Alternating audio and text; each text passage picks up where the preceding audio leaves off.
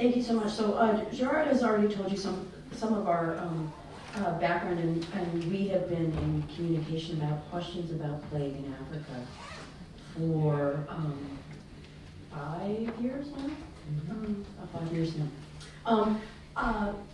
Everybody should have a handout because I knew that I was translating in several directions.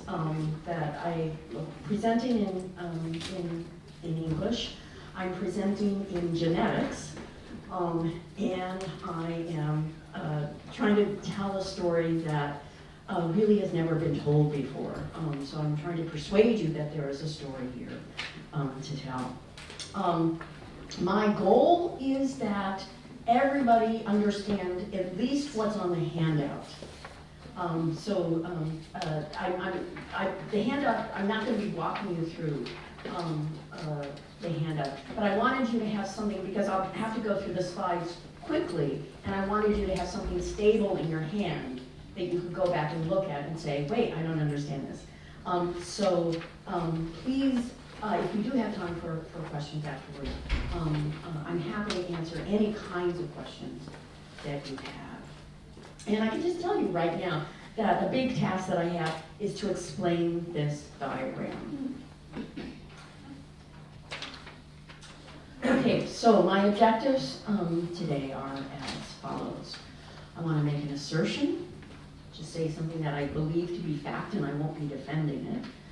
I want to make an observation about something that happened in history. And then I want to lay out a scenario, which I don't actually have strong evidence for, and I'm not claiming I can prove it. But you are exactly the one group in the world who can critique it and perhaps elaborate it further. So the assertion is that since we're talking about the roots to Africa, to make the assertion is that plague is an intruder. Plague, the disease caused by Yersinia pestis, is of Eurasian origin. So when we find it in Africa, it's come into Africa. And that in itself becomes a historical question. When did it come? By what means did it come? By what route did it come? The observation is that the strain of plague now in East Africa is demonstrably of late medieval origin. So whether or not we agree that it has been in Africa for as long as I'm suggesting, and I will suggest today that it may have been there for 600 years.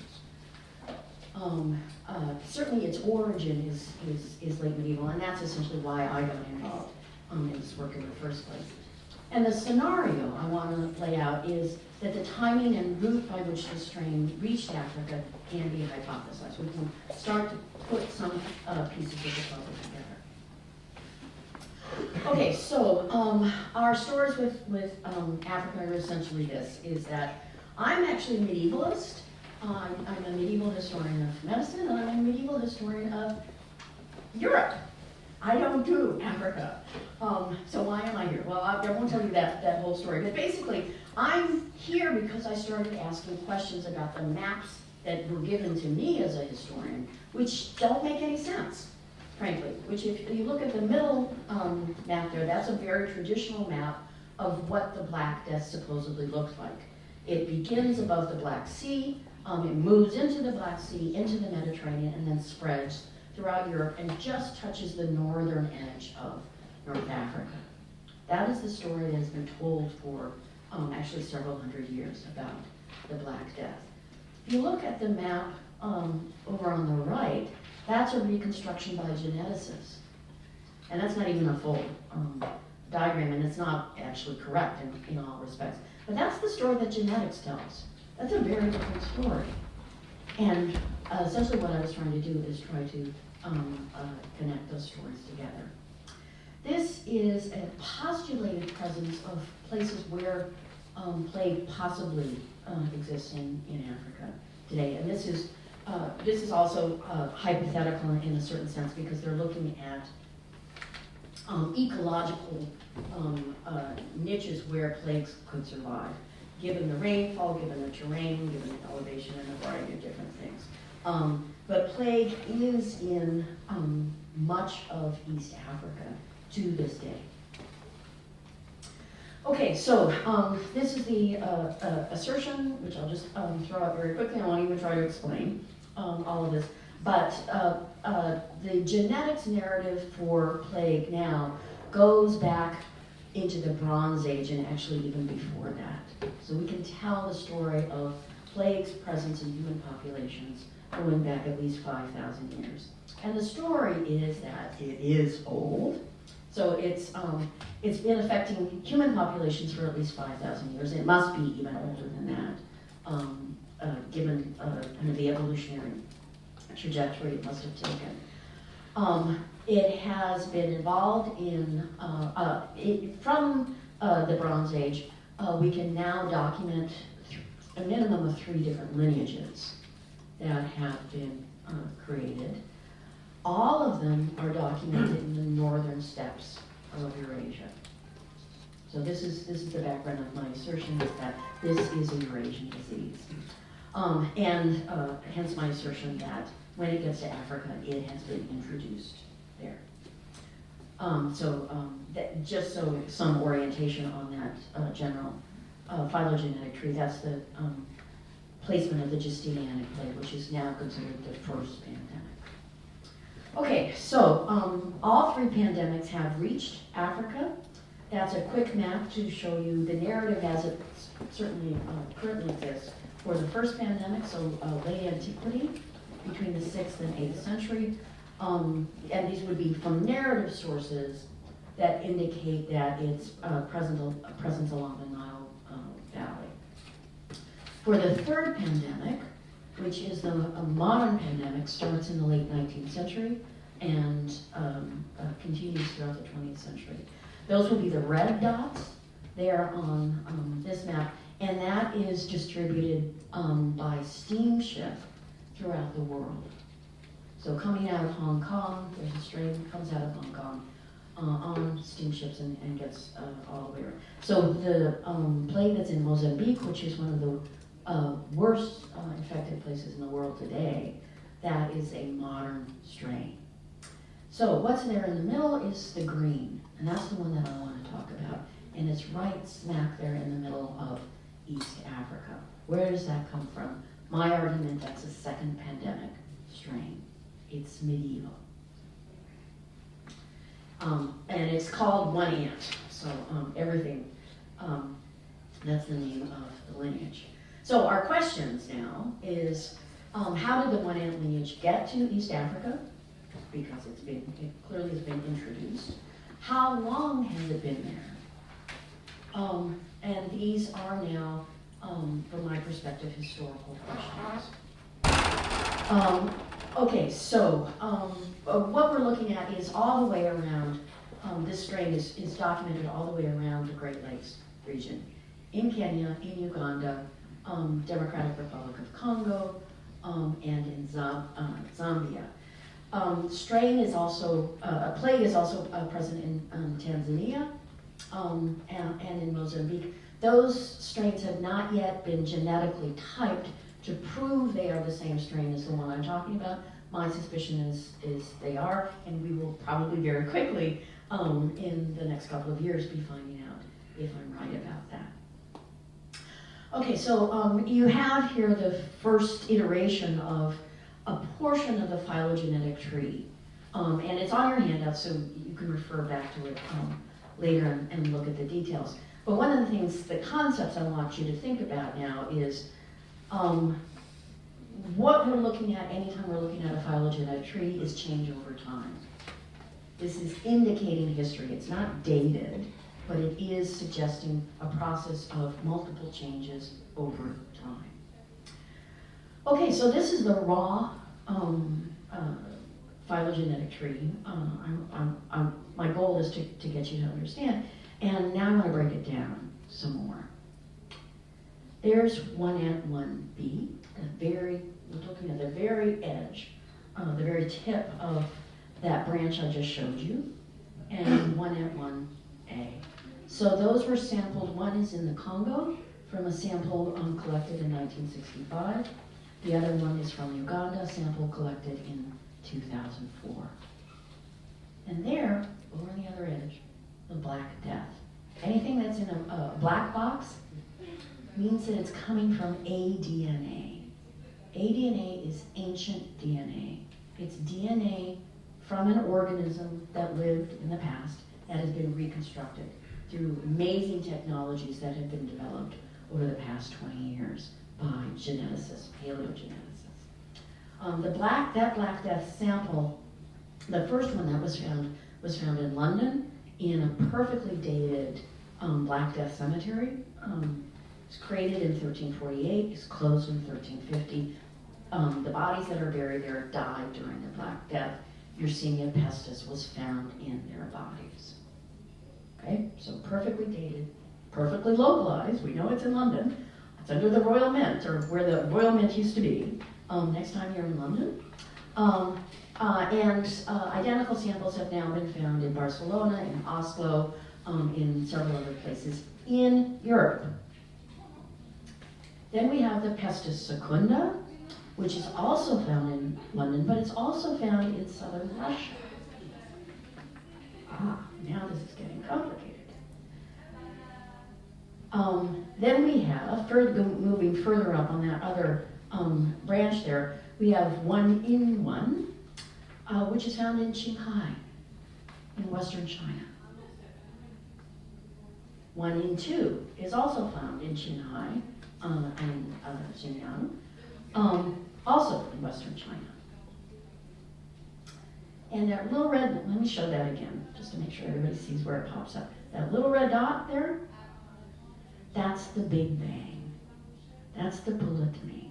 That's some sudden explosion of plague that happened in the late Middle Ages, that suddenly pushed plague throughout Eurasia, and I'm suggesting eventually pushed it into Africa as well.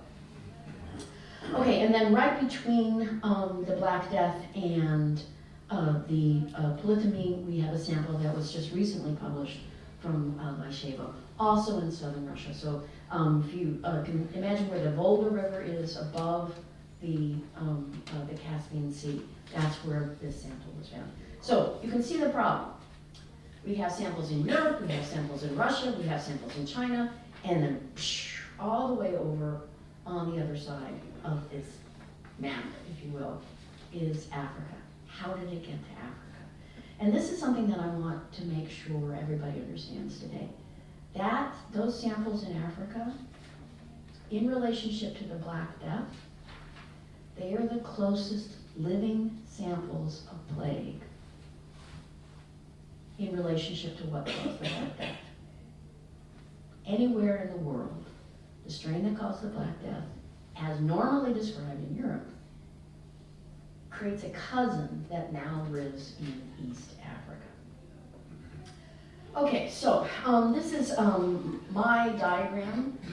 I haven't published this yet, but this is what I think is the location of the polytomy. I think it happens somewhere between modern Kyrgyzstan and the Caspian Sea. And again, that's Big Bang pushing plague now in 4 different directions throughout Eurasia. And probably happens, I think, in the early 13th century. And there are these 4 branches that are created.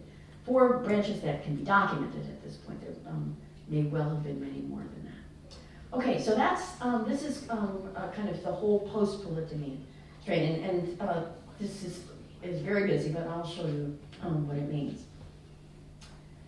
That branch is what goes to Europe.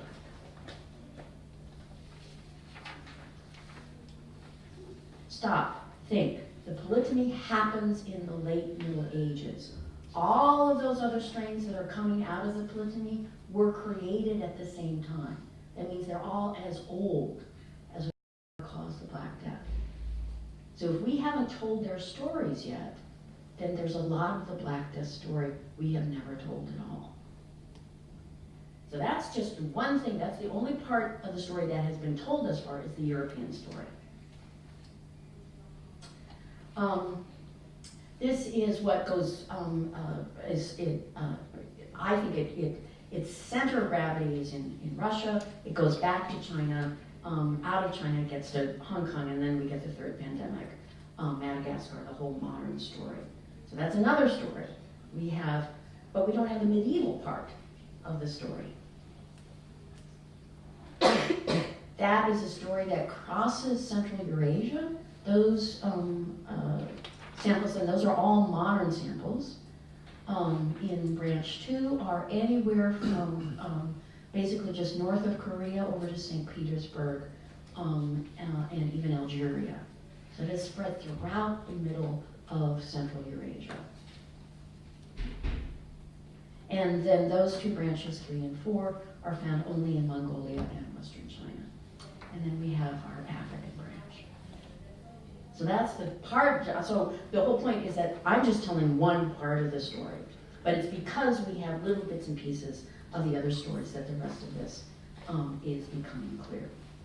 Okay, so the scenario then that I want to lay out is, how did this happen? When did it happen? So even if it's created early, the strain is created early, when did it actually reach Africa? So again, that's what the part I want to explain. Now, some previous, it is geneticists who pieced this larger global story together about the history of Yersinia pestis, and this was one of the first attempts at an explanation of how did we get this strain that is otherwise documented in modern China, how did we get it into East Africa? And this is a hypothesis that was put forward by a geneticist, Mark Ockman, in 2010. It was Zheng He. It was these Chinese voyages that came out of Eastern China and followed this path along. There's no way this possibly could be true, and actually even the genetics analysis doesn't support it. But the point is that we do now have something that needs to be explained. This is another one, this map that you've already seen, the suggestion that it came down the Nile, which it actually is probably not. I don't believe it's correct either, and well, here are some quick answers to why it's probably not coming down the Nile. What we know from historical records is that Alexandria and Cairo were hit immediately in the old Black Death story. It's coming out of the Black Sea and reaching Egypt in 1347. If that established a new reservoir of plague, and I think it may have, then anything coming out of the Nile would be a direct descendant of the Black Death and not this later version that I showed you, this later cousin. So it should be more closely related to what we find in Europe, which it's not. So it's clearly more closely related to what's found in Russia. Okay, so how can we piece this together? How can we push this further back? In fact, there are more samples, and that's where we get this alternate phylogenetic tree that I've given you. And I won't go through the concept here, but basically, you see numbers between 1 and 3, 1 and 2, which is there as a 26 or 28 there, and then between 1 and 2 and 1 and 1, 19. Those are SNPs, single nucleotide polymorphisms. It's a measure of genetic change. It's not an absolute measure in terms of telling anything about time, but it's an indication of time. So again, as I said before, it's an indication of change over time. So this strain that is now in East Africa has had a lot of time to change. And all of those strains are found in East Africa. So that is a suggestion, it's not proof. It's a suggestion that this strain has been in Africa for a very long time. And those are just the different strains. And as I said, we may very likely have just doubled, maybe tripling the number of samples that are available for analysis. So there it is, again, just looking at it more closely. That is telling us, it's kind of screaming I've been in here for a very long time. And as I said, these are found all around the Great Lakes. So a historical depth that seems to be indicated evolutionarily, and this is very widely spread throughout the Great Lakes area.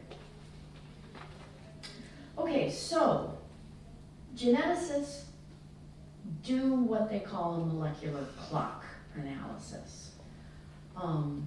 They work with an assumption that there is a certain way that you can assume regularity of change over time. And so they throw some numbers into their computers and crunch these out. And these are the estimates that have been brought up for a postulated date of divergence. So that the red point, remember when the African branch is branching off from the rest, this is what they've postulated as when that happened.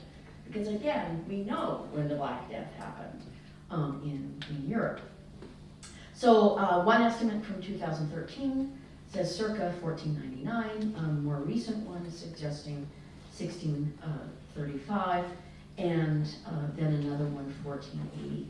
I'm going to throw out my hypothesis, which is to suggest it's even earlier and maybe connecting with what Marie-Laure talked about in her paper in the Afrique collection, which is, it happened in the 15th century. Okay, so there's, again, this is just a summary of this question of when did the divergence happen?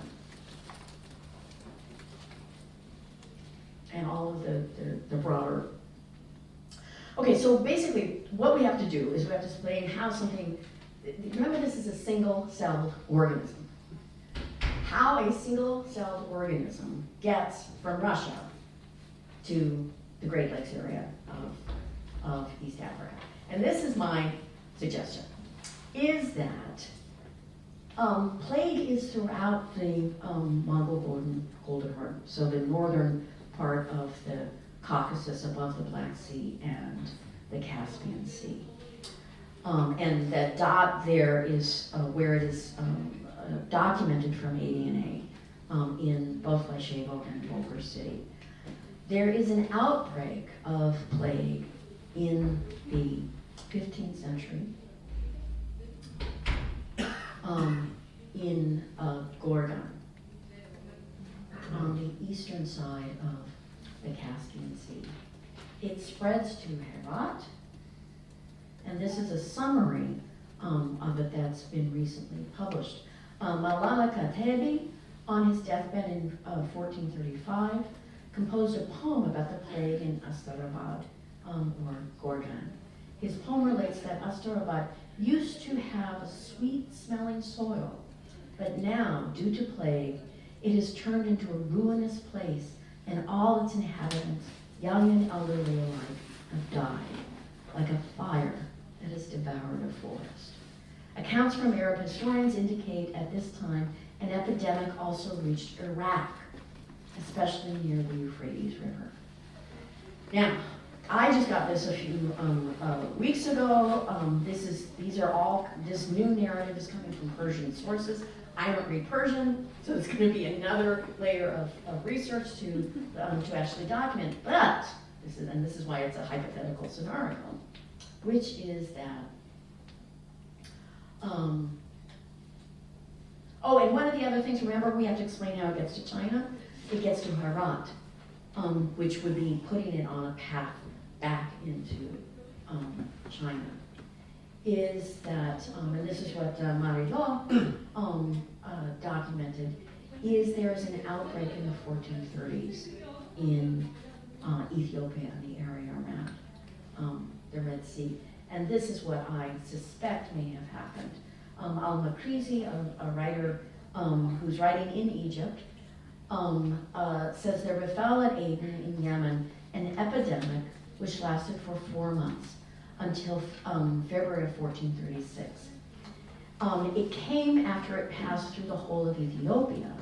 It extended as far as Berbera and spread to the land of the Zanj before it arrived in Aden. So he's documenting what seems to be an Indian Ocean outbreak that is reaching both Ethiopia and Aden.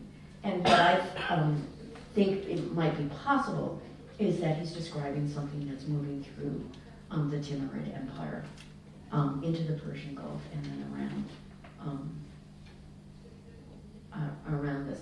And this is just something amazing. This is a historian of the Ottoman Empire who never mentions plague. In fact, but I found this simply astounding. He says, by century's end, by the end of the 16th century, all of these ports languished in comparison to Mocha in Yemen, Suakin in Eritrea, and Suez in Egypt, the centers favored by Ottoman regulations as nodes in the system of staple rights. And I won't go through the whole thing, but basically saying a complete disruption of ports, port cities abandoned around the Red Sea in the space of a century. And I find this astounding. I found this astounding. I'm not a historian of shipping or trades or anything, but if you have a good, well-functioning port, you don't abandon it. So anyway, I find this really astounding. So that's just a suggestion. The other things that I tried to do, and the other paper this afternoon will finish this story, is to look at other kinds of evidence, part of which is historical. So we do have historical sources from the 18th, 19th, 20th century that's saying, yes, plague exists in East Africa, and it seems to have been here a long time. And what I was astounded by was finding that there's a word which seems to be used just for plague. We'll find out if that's true later this afternoon, kalampuli. And so these are just some of the historical sources. So colonialists who are documenting that plague has existed for a very long time. And what I found was, again, that not simply kalampuli is the name of the disease, it's also the name of the son of one of the kings of Uganda. Okay, so conclusions. Plague came from Eurasia. It's a close descendant of the strain that is involved with the Black Death. It may have originated out of strains involved in massive plague outbreaks in Iran in the middle of the 15th century. And its root is still unclear, but it may have arrived in East Africa as early as the 15th or 16th century. And if it did, we have a lot of African history that needs explaining. So that's my presentation. This is work that has been developing over a number of years. Now, and I'm happy to talk about any aspects that you have questions about. Thank you. So, my name is Javier Pizarro. I work at the Pasteur Institute here in Paris. And what is our relationship to plague? Actually, Institut Pasteur has a very long history with plague, and it was a student of Louis Pasteur, Alexandre Hyacin, who discovered the plague bacillus in Hong Kong in 1894. And since actually Institut Pasteur has been very much related to research in plague. For example, there is a network of 33 Institut Pasteur in the world. And for example, the Institut Pasteur in Madagascar developed the very first vaccine against plague in 1931. Or for example, Institut Pasteur in Iran started the first studies on the ecology of plague, how plague interacts with different species of rodents in nature. And then in Paris, we have been studying plague for a very long time. So at this moment, for example, we are, just as a side story, we are vaccine against plague, and we are really trying to push forward these vaccines to work with colleagues in Madagascar. We are working in diagnostics. We are trying to understand the pathophysiology of plague, why this bacillus is so pathogenic, which are the environmental factors that determine that this bacillus is so pathogenic. But why we are here, because we are also working on phylogenetics. And actually, the work that Monica has been commenting, I started actually from strains that came from our collection and which were studied by Mark Ackman in 2010. So there is this very important paper from Morelli et al. From Nature Genetics, where you extract this information concerning this ant branch. So there were a few strains from Africa which were characterized at the time. And actually the good news is that we have just started a project just 2 months ago, so it's very recent, and it's a project that will last for 4 years at least. And the idea is to fully characterize all the collection of strains that we have in the Pasteur Institute. So we have almost 2,000 strains of Yersinia pestis, which have been isolated from all the foci in the world, the Americas. Our biggest collection is Madagascar, Asia, but very importantly, we have many strains from Africa. Some of the strains, as I mentioned, from the work of Morelli came from our collection. We still have these strains in Pasteur, and they were characterized initially not by fully sequencing the genome. But today, the sequencing facilities have been changing amazingly, and at this moment we can sequence strains and fully analyze their genome very efficiently. So our project now is to fully characterize our collection, and it's very interesting because we have strains from Congo, Uganda, Kenya. We have also strains from South Africa, Namibia, Senegal, from Algeria, Libya. And very interestingly, we have strains from Yemen. We have strains from Jordan, Turkey, from Kurdistan, from Iran. We have strains from India. So actually we have all the places that you mentioned in your talk, that we can go back to these strains and try to understand how they relate to each other. So this project that we are just starting actually is very good that we got in touch at this moment, because we have 2,000 strains that we're going to study in 4 years, and we can now try to push our first efforts toward characterizing the strain from Africa, which will help us to push forward your hypothesis, to see how the strains relate to each other. Very interestingly, again, you mentioned that initially some of the foci in Africa were supposed to come from India, and actually we have strains from Central East Africa, we have strains from India, so we can precisely confirm the fact that the strains from Africa are not necessarily related to India and are more related to other foci mentioned in the talk. So we are very excited about this project, and there is another project that also we had the very good news of funding just last Friday, in which we are studying also the immunological response of different populations. So populations exist now in the world, and we are going to compare how the genes of modern populations around the world respond to plague, and we are going to compare the responses to traces of ancient DNA from human populations before Black Death, during Black Death, and after Black Death.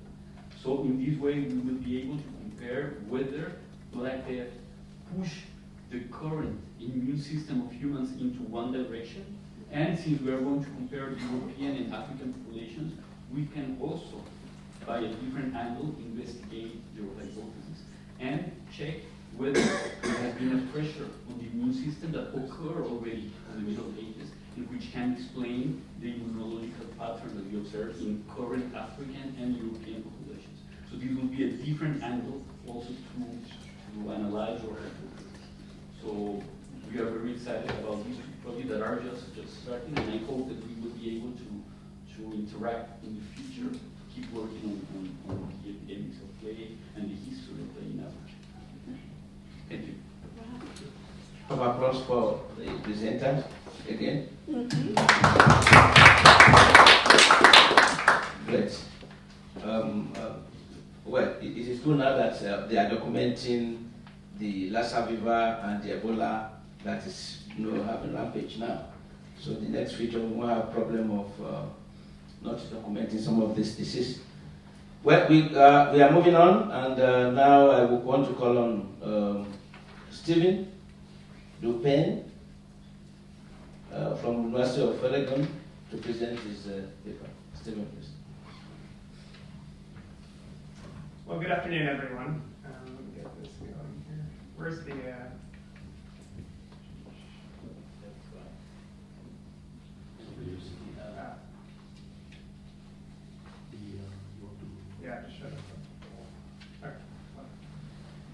Okay, well, good afternoon, everyone.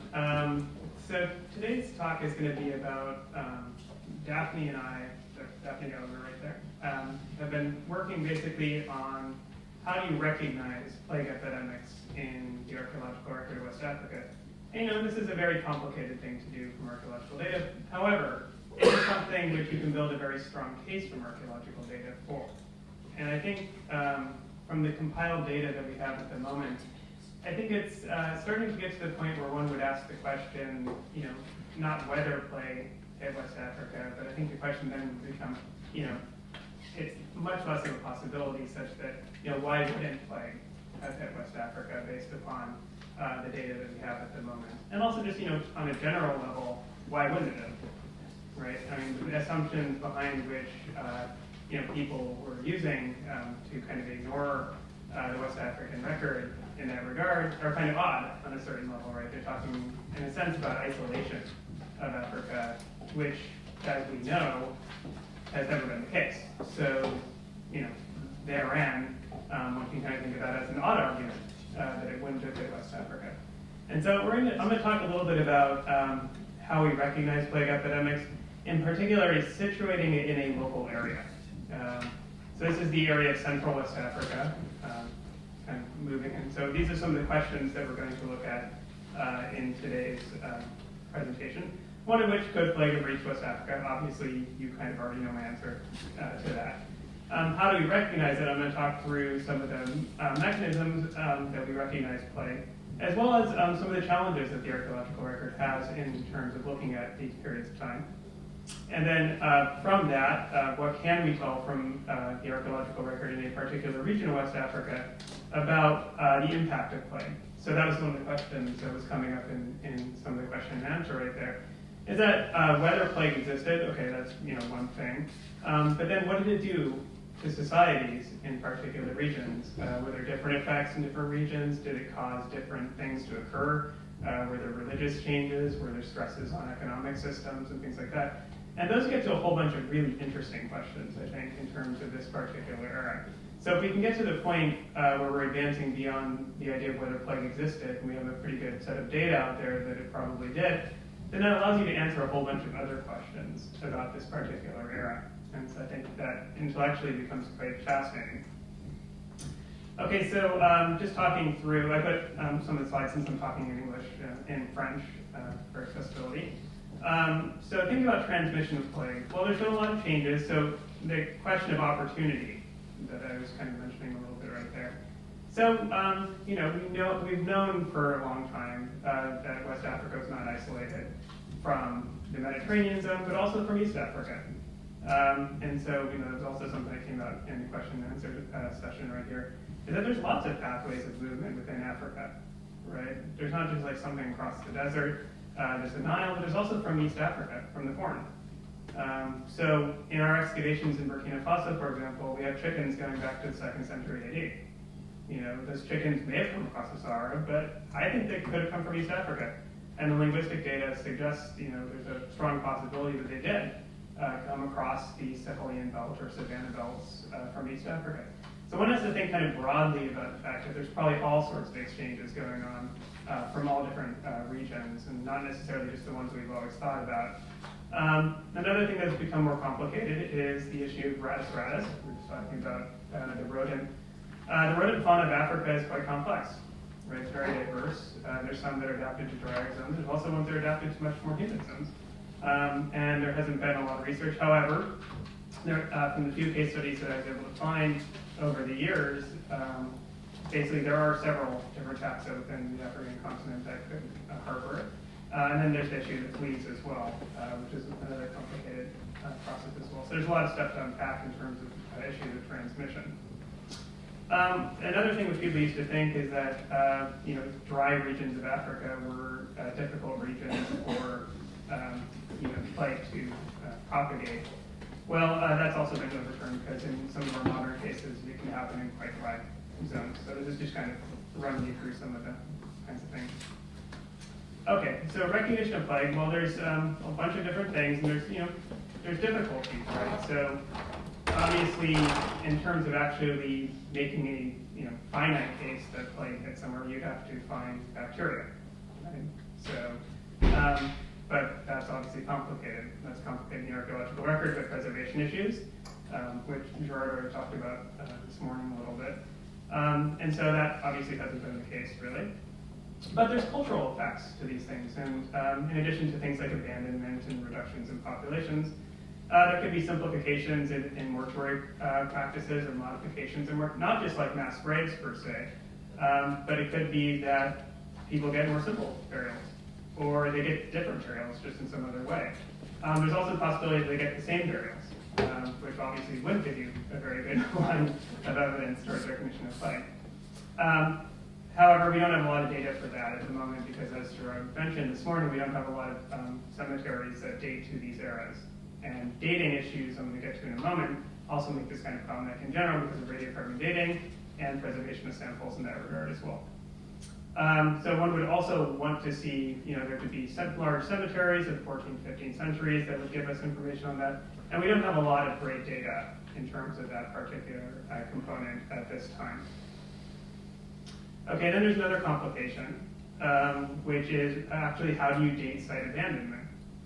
Okay, so obviously one of the things that occurs with plague, and I think that's a general effect, is reductions in population.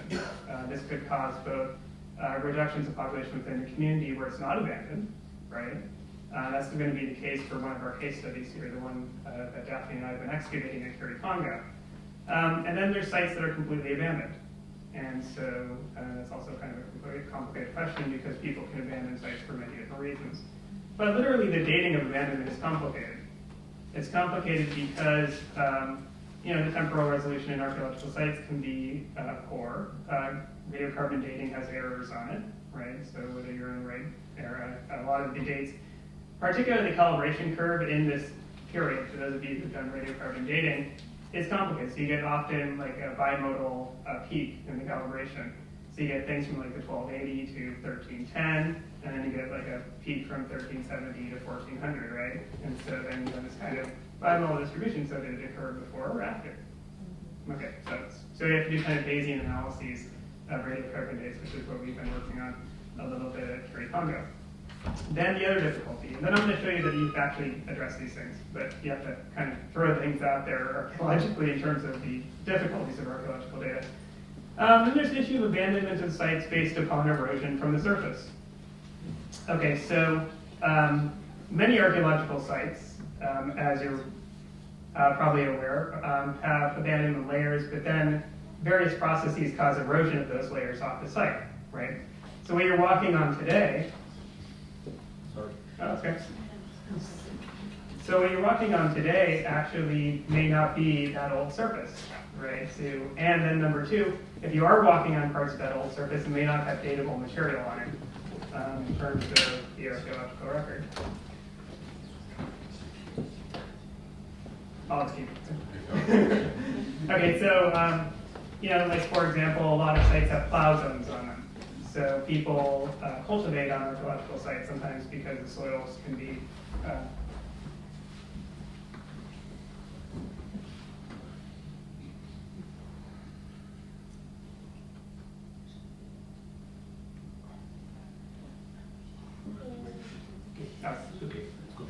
yeah, so archaeological sites, they get affected by modern processes in a variety of different ways. And so the top picture right there is the surface pottery at Geni Juno in Mali. And that's basically what you're looking at in the surface. So that could be a palimpsest of different time periods. It could also have lost all its organic remains and making dating difficult as well. The bottom picture is the site of Kirikonga in Burkina Faso where we've been excavating. And one thing you'll see there, those are all mounds. Those are completely cultural, right? Those mounds right there, those are anthropic productions. And those are furrows, and that's from millet cultivation. Basically on these sites, you're churning up the last period. So whether you're actually seeing the abandonment site is actually very complicated. But that's what makes Kirikonga an interesting archaeological site for this particular subject matter, is that the last habitation is not occurring during the 14th or 15th centuries. Actually, the site continues to be inhabited until the 1650s. It's a site where the population actually reduced in size around half in the latter part of the 14th century. And so we can actually get, because it's stratified, we can actually isolate those periods of time. And we have a very good temporal resolution of the pottery, so we can look at abandonment layers and plow zones even throughout the site by doing surface collection. Okay, so another thing that came out of the question and answers, everyone already gave me all the answers to my talk already. Is, you know, there's many reasons you abandon a site. There could be issues of verification going on, political transformations, right? People abandon sites because of political things that are going on as well.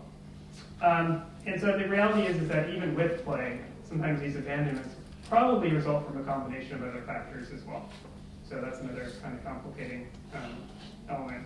And there's a picture of a abandoned compound from the early 15th century at Curie Congo in terms of kind of preserved architecture of the site. Okay, so kind of situating a strong argument, which is what we're trying to construct. Daphne and I have been working on this for several years now. Kind of required us, what we wanted to do was to take kind of a localized view in a particular part of West Africa. But it's both localized and diverse in terms of creating a strong argument for a plague epidemic. So we know that plague is a regional thing, right? Plague doesn't just affect one community in a region, it usually affects others. So we picked a region. It's a small region, but it's a region. Another thing is that almost all of these sites have kind of different economic and environmental situations, right? So if you were trying to make a case for plague, you'd want to kind of look at people living in different environmental zones, in different political organizations, maybe even different linguistic groupings. And that will allow you to kind of look at something and make the case that this might be a regional phenomenon rather than something that is a localized event. So if there's a political problem in one part of this area, it may not affect the other parts of this area as well. So that's kind of the intellectual, the logic behind this particular sampling. So there we are, that's Mali. There's the inland Niger Delta, Jenny Janelle, the Seno Plain of Saadia near Bandiangara, Curie Congo, where we've been working in Burkina Faso, and then the dot around Orsi, Salga, and Kisi in northern Burkina Faso is large. It's large primarily for the case that those sites are pretty spread apart. So you're looking at the spatial extent of that particular cluster. Okay, so this is the site of Curie Congo. The map has been cut off a little bit. So Curie Congo is a series of 13 different mounds. And if you look at the pictures on the right there, what you'll see is that these are fairly large. The site covers 37 hectares, and there's 13 different house mounds. And so basically, the community has a very dynamic history in the sense that it was founded around 100 AD, and it was abandoned in 1650 AD. And so we have a lot of pretty good resolution on the temporality of different things going on within the site. We also have comparisons between different households. And so we're also looking at the effects of some of these, both political processes and then later during the plague era, kind of broader regional events in terms of their effects on different households as well, not just within a community as a whole. If you look at the bottom picture right there, there's a road that goes through Curie Congo, so you can see the scale of these tell sites. And those horizontal lines going through there are preserved floors. So that's just an extent of we've done excavation units, surface collection, shovel tests, and recorded all the road cuts to get a fine resolution chronology. And we have now from the region 44 AMS states that we're doing Bayesian analyses on. Inside of these tells is a lot of preserved architecture. And so we've been looking at occupation layers, abandonment layers, and then getting really high resolution AMS dates from these different periods of time. So just to give you an idea of where we're basing some of our temporal arguments on, is that we built a material culture sequence as well as a lot of pretty intensive AMS dating of different types of things as well. And so this is the current sequence, occupation sequence in terms of the material culture. We've broken up into 6, and then we're working on the post-plague era right now, so we're at 5, which is the in-prep part right there. But one of the interesting things you'll see right there is that the period of red 3 basically is the period in which we think plague is affecting the community. And one of the kind of things for temporal resolution at the site that makes looking at plague kind of interesting is that there's a new ceramic style that starts around 1400 AD. We have enough radiocarbon dates to suggest that it occurs somewhere between 1390 and 1420 in terms of that transition.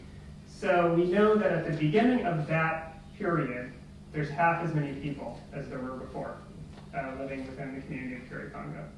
So, that's a pretty strong, as you can see, because of that ceramic change, we can say that at the very least by that time, so it occurred sometime before 1390 to 1420. So that's in terms of as tight of a resolution as one can get. Some other things that are occurring during this era is that we also see some subtle changes that occur within society at that time as well, in comparison to the abandonment that would occur later on in time.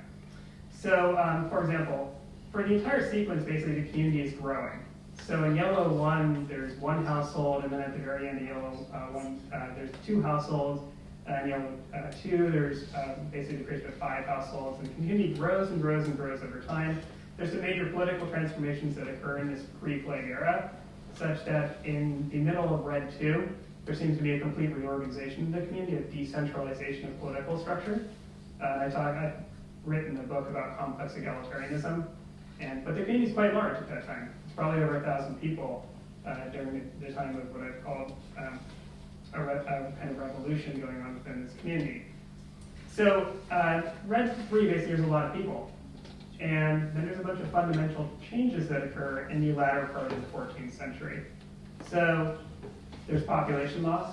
The pottery becomes much simpler, as if maybe potentially there's some labor problems going on within the community as well. There's new decorative elements. Architecture becomes a little bit more poorly made. And so here you're just looking at a comparison of pre-plague pottery to post-plague pottery, left to right. So the stuff before is very well produced with a lot of decorations, very beautiful red slip decorations. And then on the right there you can see it's become much more simplistic in the post-plague era. Same production techniques, and even sometimes the same elements, but they're not applied in the same kinds of ways. So you can see we're trying to get a little bit towards the lived experience of this era as well. Here's a map of the pre-plague to the post-plague era in terms of population loss at Kirikongo. And so you can see that there's about half as many people. Okay, and then if we look at other sites within this area of Burkina Faso, actually, same thing happens in multiple communities. So Kirikongo is there at the bottom on the right. So you can see its occupation from red 3 to red 4 is in half. Torres Serratomo, which is a mound complex right to the north, also seems to have about half the population. The site of Torres Serratomo, that's to the north further, was completely abandoned at this time. And so this is kind of looking at that kind of chronological resolution. If you look at other sites within this area of Central West Africa that may have different political organization, different environmental context, there's a pretty good argument that by the 13th to 14th centuries, there's an abandonment of these particular regions. We don't have the chronological resolution because of potentially the erosion issues in some of these other sites, but we know that these areas are largely abandoned by farming societies at this time. Another one that's occupied or abandoned is over in the Seno Plain in Mali.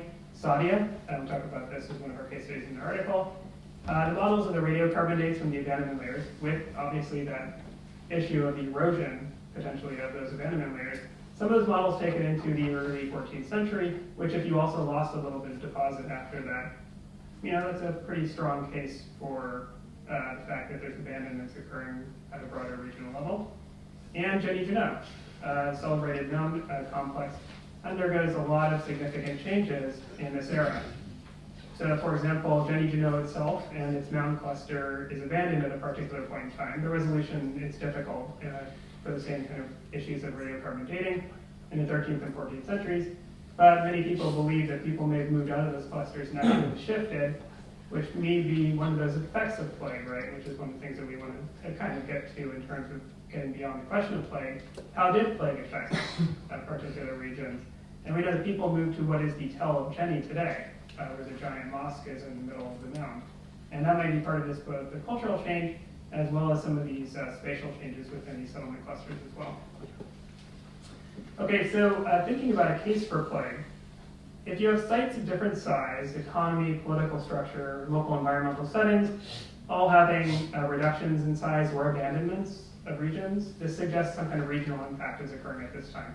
Right, it's not, we don't have your city of Peste, so we don't know, for example, that it was precisely that. But we do know that something occurred in all of these different settings around the same time. And I think that's a pretty strong archaeological argument. The dating is crucial. but it's difficult in terms of precision. The Kiri-Congo stuff is down to, we know that a lot of people were gone by the end of the 14th century. And I think that suggests that something is going on in terms of that. And so I think we can say at this point that the evidence suggests that plague likely affected West Africa in the 14th century. And I think, as Gerard and others, we need to start thinking about the ways it impacted local communities, right? And I'd like to add one other thing about Kiri-Congo, is that this is not just communities, so these are all communities that also have different valuation systems. And so thinking about the different effects of something that's a regional impact like this. So for example, some of these societies were deeply involved in trans-Saharan trade, others weren't as much, right? So there's also kind of differences in the ways that people may have interacted in interregional systems, but they were all affected by plague, regardless of maybe their personal valuation systems and how much they preferred external exotics as opposed to other sources of power that may have been more localized sources of power, which we've been calling in some of our work for a greater attention to localized sources of power. You can see this is also something that affected people with very different economic systems around the same time. And I'd like to thank everyone involved in this project and Gerard for inviting us and Monica Green for that really interesting paper. And a lot of the institutions, this wouldn't be possible without our collaborations with the University of Ouagadougou, the Sina Kote in particular, and the people in the Mugu and Bend region, in the villages of Dorula, Tora, and Kiri-Congo, have been wonderfully supportive in terms of our research on this particular topic. And thank you very much. Yeah, I promised you that I would come back. Here I am. And so we are going to present a paper in French this time based on our work in IFE, just to brief you on the particular question we are looking at. But I squeezed in one of my little magic slides before we get started, so that after listening to Stefan, I think it's interesting to also compare with our own kind of reflection about the impact of plague in Africa. Why does that matter at the end of the day? And as historians and as archaeologists, the reason why plague is interesting is that plague is transformative. And we are interested in to see how plague, and more particularly the impact of plague on population, actually affects different aspects of the populations we are working with. And most of my point here are actually derived from the work I'm doing in West Africa, so we could actually easily engage a dialogue with other parts of Africa. And when I say West Africa in this part, in this context, is mainly the Gulf of Guinea and southern Nigeria.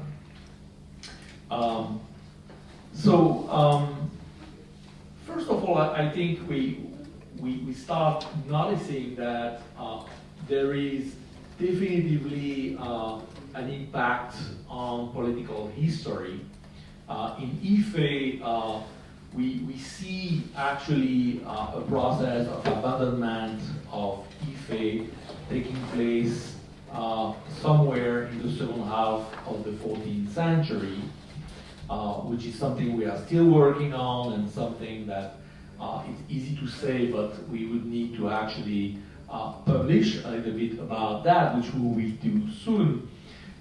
But what we do see is that we do see an abandonment of Ife at the end of the 14th century, and we see, or we think we see, a process of political fragmentation after the abandonment of Ife in the area. Like if Ife has been controlling a large area from maybe the Niger River to the littoral, and after the abandonment of Ife, there is a system of political fragmentation, and you see actually emerging new city-states, new political structures, which will be the one that Europeans will eventually encounter a bit later in the course of their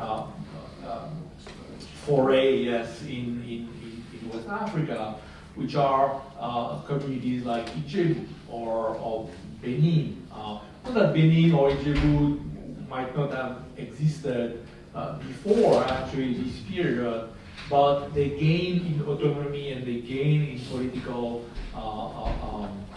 weight. Iwo actually is another community that is coming, to my mind, that is striking me as also emerging out of this political fragmentation. And it's interesting because in Ife history, you have the story of actually a number of city-states being taken over by an aristocracy coming from Ife, actually, which is correlated very well with this idea of a collapse of the central node and the emergence of a number of polities which have been taken over by fragment of the Ife aristocracy during that period. But it's a history in the making. We'll talk a little bit about that. The image I'm showing here are a system of ditch and banks that was built at the end of the 14th century or at the beginning of the 15th century during this moment of reorganization of polities in West Africa, in that part of Nigeria, which is a boundary system around the city-state of Ijebu, which is around 160 kilometers long. In this case here is about 10 to 15 meters deep. It's a real monumental achievement. And I have an article actually that have come out this year already that try to think about this particular monument in the context of the affirmation of new polities during that period, which I would call the post-plague period. The demography also, I think, might have affected what we call the wealthy people model. There is a model in West Africa that actually land was plenty and people were not so many, which has affected the way we reflect on the economic system in West Africa, and we've built up these very interesting concepts of wealth in people. Well, when I look at the system of enclosure, for instance, in the Ian area, in the Benin area, I see something very different. I see actually a lot of competition over land. All the land is enclosed, and it seems that there is a lot of pressure on land. And I'm wondering if actually the impact of plague on demography is not actually a factor in us thinking of Africa as this place of the land, plenty land, and few people. And so I'm wondering if actually the wealthy people model is not actually the result of an historical process rather than something that always existed in this part of Africa. The belief system also, the impact on the belief system is something I think quite interesting. We're going to look at Shakpara or Shopona in Yoruba land, in Bay-speaking communities. But I also would like to make a case for Ogun, for instance, also to have emerged during this period as a particularly important deity. Ogun Folakan is a descendant, as actually a spiritual entity that was that proved its efficacy against plague. Actually, in the Benin folklore, people tell about that story of a man-eating monster that was defeated by an Ogun worshipper. That's something I've been talking about. The ecology also, and that's the link with what we are going to discuss now, is also interesting. But if you remember your classics in late medieval European history, you remember that plague actually brought up one particular phenomenon, which was the abandonment of a certain number of marginal farmland and the forests coming back onto this land. All right, so the plague in Europe coincided with actually a reforestation of some spaces in Europe. And I think we can observe something quite similar here in Africa, at least in West Africa. And I would like us to now talk about one particular artifact we found during the excavations of Ife, which is this layer of black soil, which is the object of the discussion we are going to have now.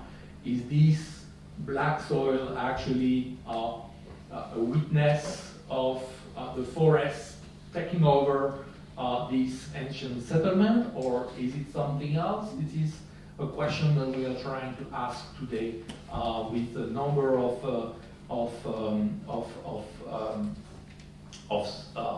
specialists of soils and geologists.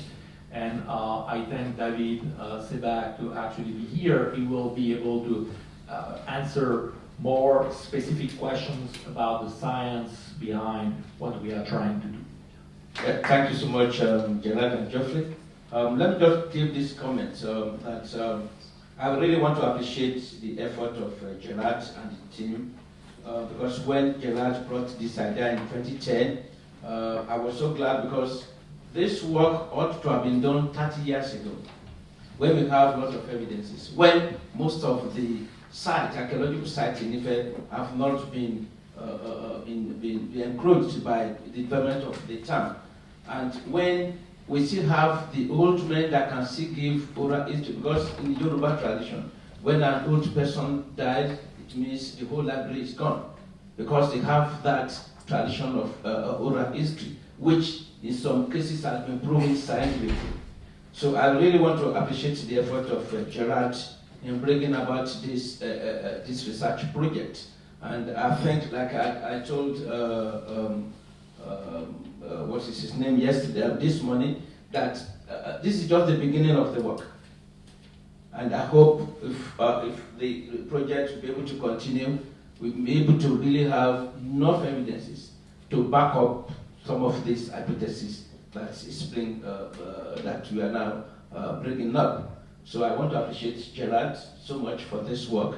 It has been a wonderful work, and some of his colleagues, Leah, Jules, Geoffrey, and some other people that have been involved in this research work. Micro, prenez le micro. It's working?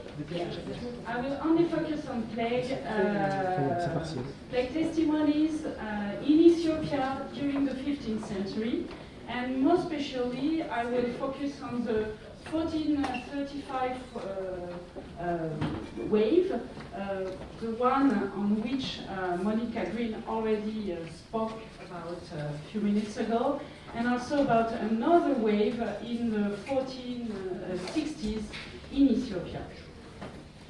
So just I want to make a small spot on this image. This is a mural from an Ethiopian church where Saint Sebastian is represented with an inscription commemorating the fact that Saint Sebastian, of course, was a martyr, and also is recognized as an anti-plague saint.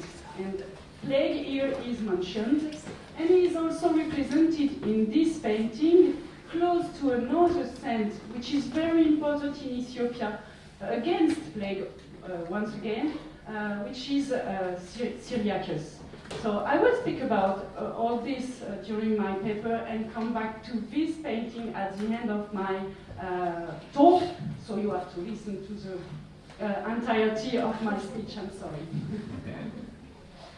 So, as I told you, so I will speak first of all about I will talk about the plague wave in the 15th century, and we have the testimony of Al-Makrizi, as Monica already talked about it, saying that in Aden there was a plague in 1436, and this plague, according to the information of Al-Makrizi, who was at Mecca when he received the information, that this plague came from Ethiopia. And another testimony of Al-Makrizi, this time in another book of this Arab geographer, his book is Kitab al-Idman, we have another information saying that during the reign of an Islamic sultan in Ethiopia, his name is Badlai, in 1435-1436, a very important plague, and he used the Arabic term waba, occurred in the Horn of Africa, and that many Muslims and Christians died, and also the Ethiopian king died on this occasion, and he was replaced by a young boy. I will not speak about the question of the different words used in Arabic and in Ge'ez also to express plague and so on. There are many things to say about it, and it's in my paper. Just, I wanted to stress the things that, of course, the Horn of Africa is not so far from the Arabic Peninsula, as you can see on the map. And we have many written sources from the 14th and 15th centuries showing that there is a lot of trade connections between Ethiopia and the port of Massawa and Zeila, all are on the maps, and the port in the other side of the Red Sea of Aden, of course, but also of Zabid. And all this trade relation, implied not only clothes imported from India, coming from India to Yemen, and then from Yemen to Ethiopia, but also goats, cows, going from Ethiopia to Yemen, imported to Yemen. And we know that one of the way plague is transmitted to human, of course, rodents and fleas are involved, but we are other type of animals who can carry plague bacillia. First of all, camels which are which can be impacted by fleas. And then, for example, we know for sure that in Libya in the 1970s there was a very intensive wave of plague due to the consumption of the meat of camels which were infected by plague.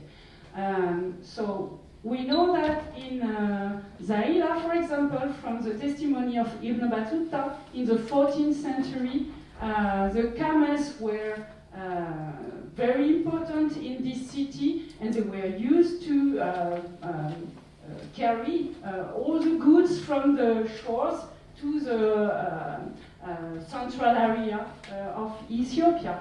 And the meat of camels was consumed by Muslim people, not Christian, because for Christians, eating camel's meat means being Muslim. But we have many information like that showing that due to trade connection, due to animals traveling from the shores, the Red Sea shores, to central Ethiopia, the possibility to transfer the bacil of plague was there already. Another thing concerning this information on the wave, on the plague waves in the 1435, according to Al-Makrizi, in the 1345 years, according to Al-Makrizi, is that he said the Christian king died and he was replaced by a young boy. And I put a figure of the different kings reigning in the 1430s in Ethiopia, and we have a very big problem concerning, in fact, the very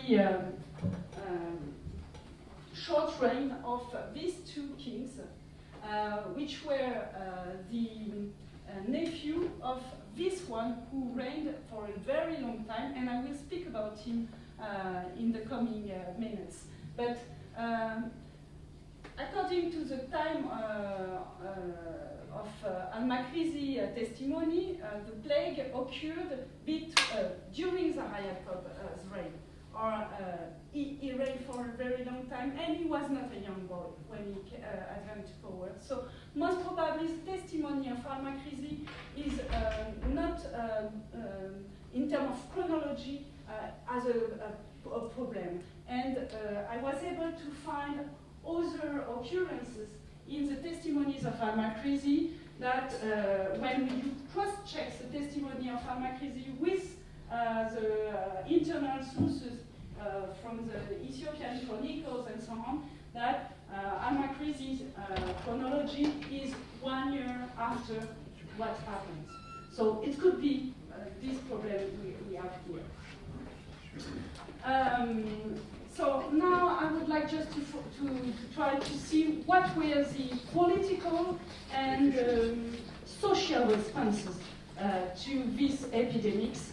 And I will try to show you that according to what we learned from, what we can learn from the Ethiopian sources, it seems to be really real plague and not pestilence, a very large pandemics, which is not possible to identify and to precise.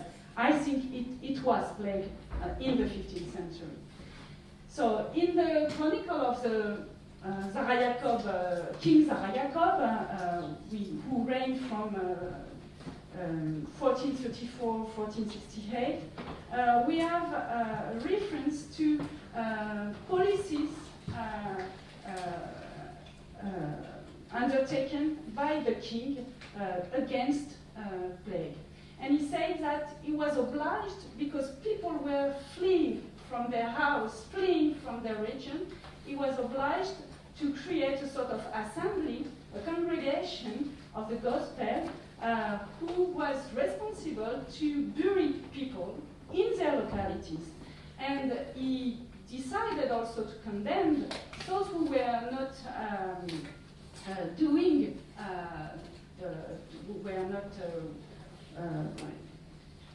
I'm sorry. Yes. He ordered to loot houses and to seize property of those who do not comply with the requirements.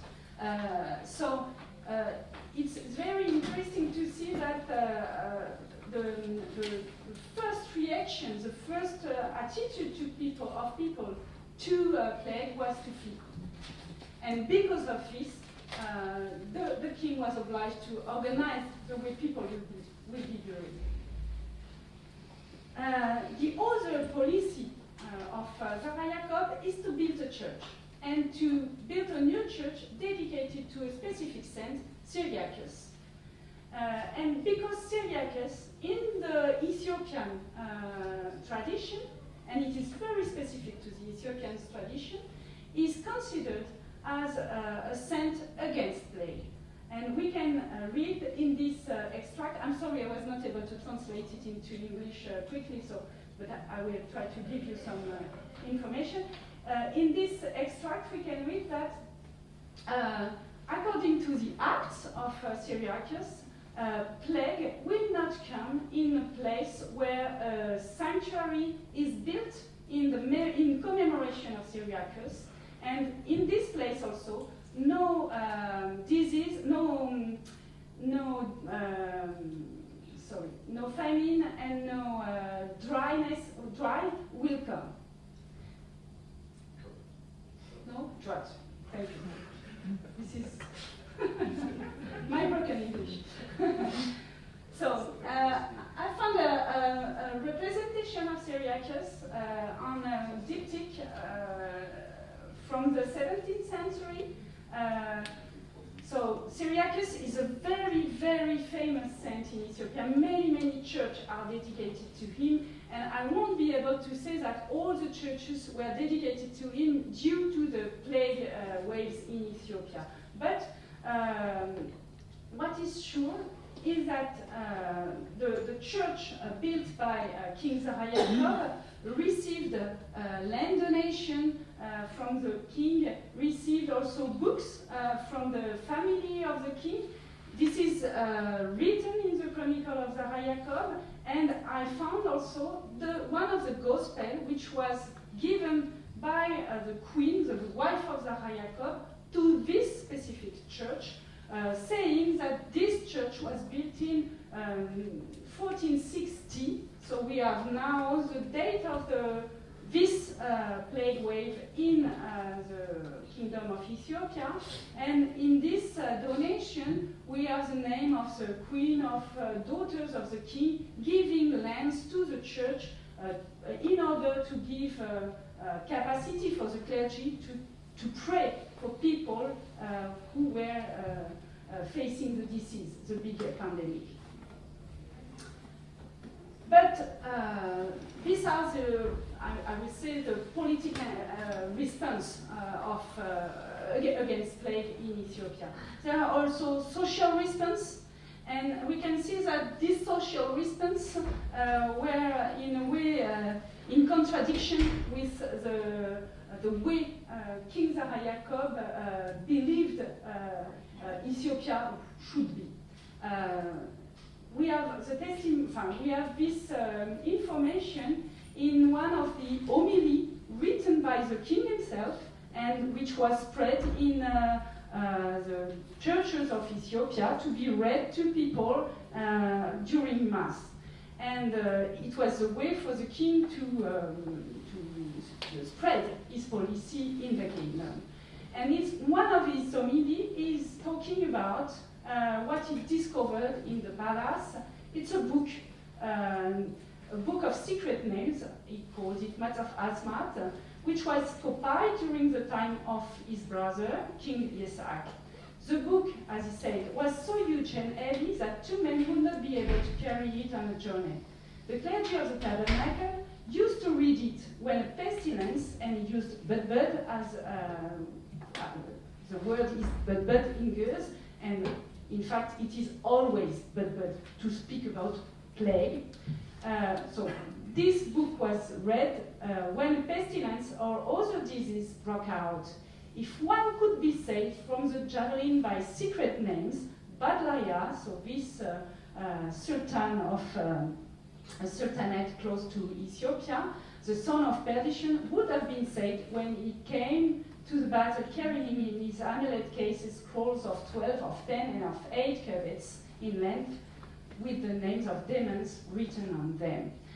So it seems that during the reign of King Zahariah, the use of talisman with magic prayer was forbidden inside the kingdom.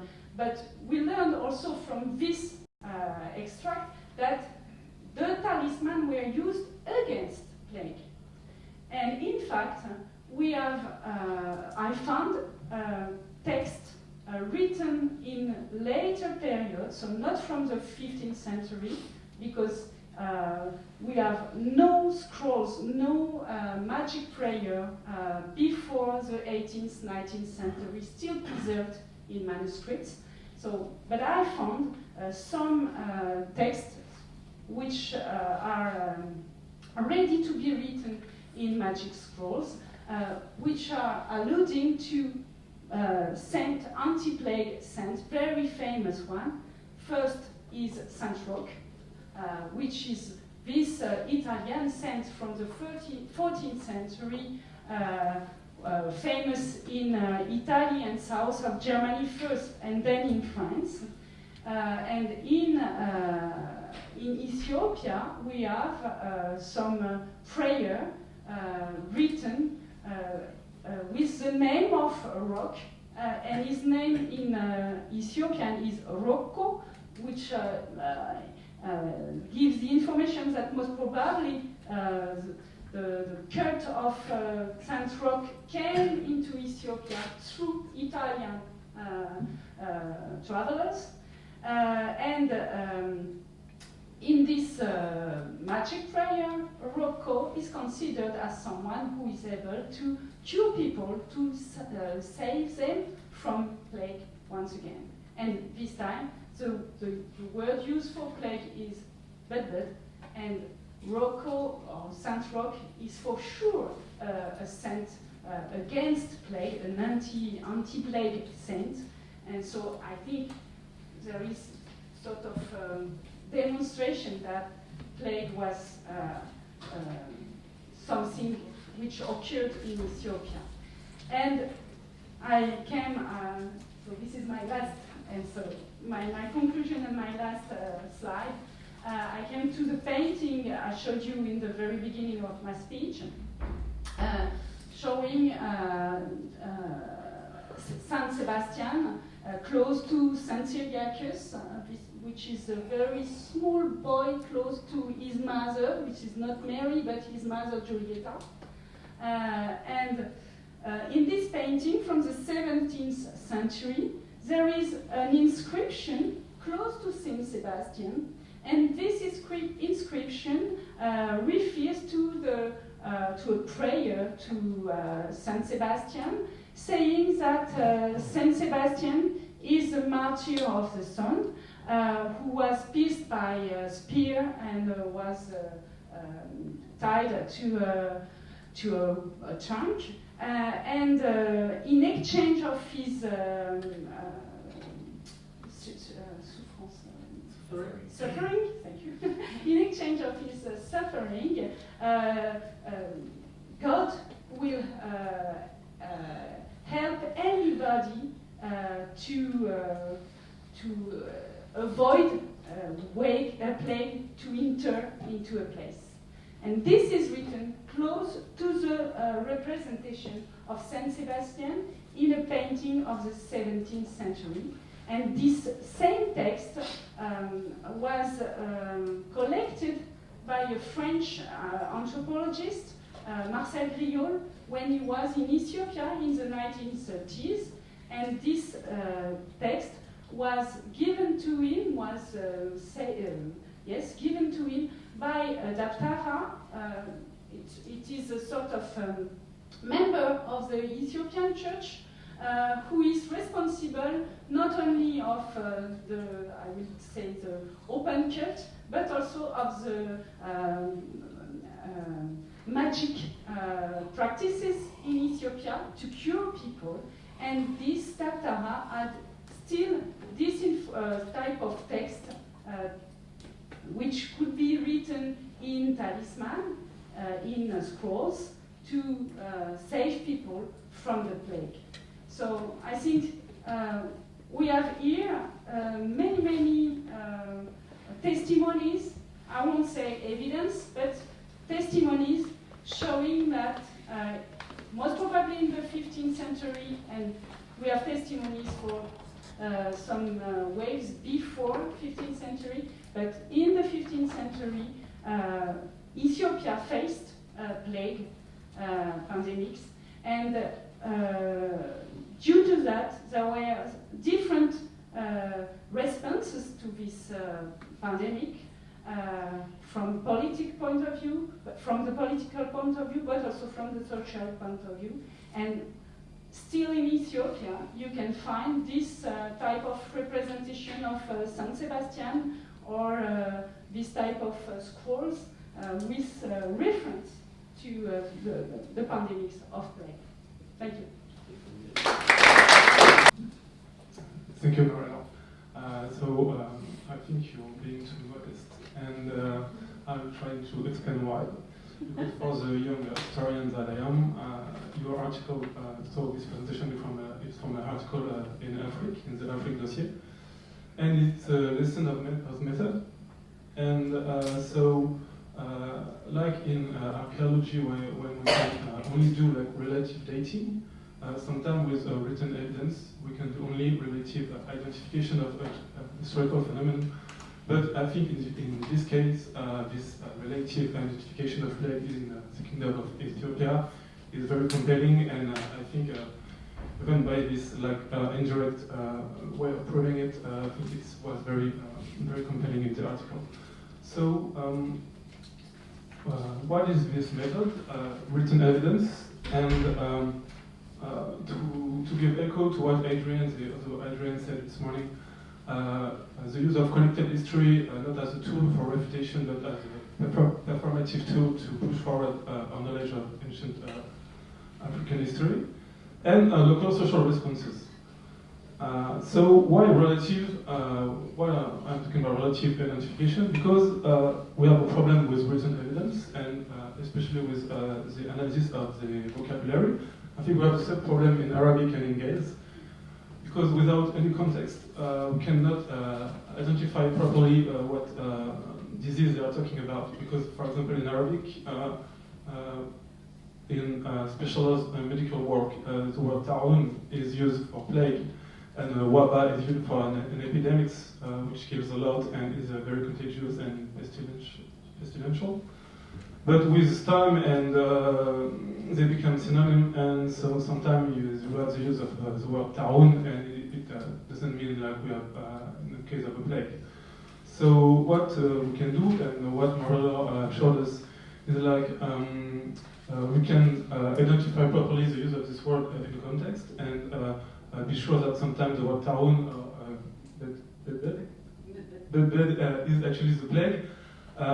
First, as looking at external written evidence, and establishing a dialogue between internal evidence and external evidence.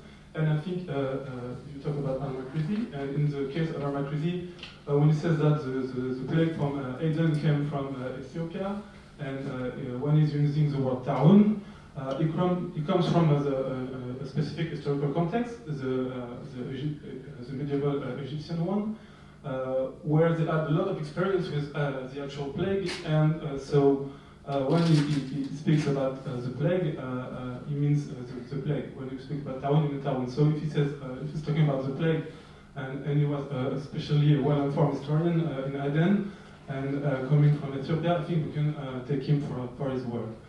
Another way to look and to allow ourselves to identify the plague in the internal written evidence is to look at, you said, practice and response in a religious and magical framework, and so through the bias of anthropology, contemporary anthropology, but in the framework of magic and religious response, we are in presence of a more stable frameworks through times, even though we have to historicize them, and also, as you showed, they can also import saints from abroad to feed a specific need. But I think also that that can be used to illustrate how people answered in case of specific epidemics such as the plague. So I won't be long. Just like I think it's a methodology we could try to replicate elsewhere. Gerard tried to do it also in his Africa article, but with a lot less evidence, because in West Africa we don't have the luxury of all this written evidence that they have in Ethiopia. But I think, yeah, this is one of the first very compelling demonstration of plague epidemics in the medieval period in Africa. So, yeah.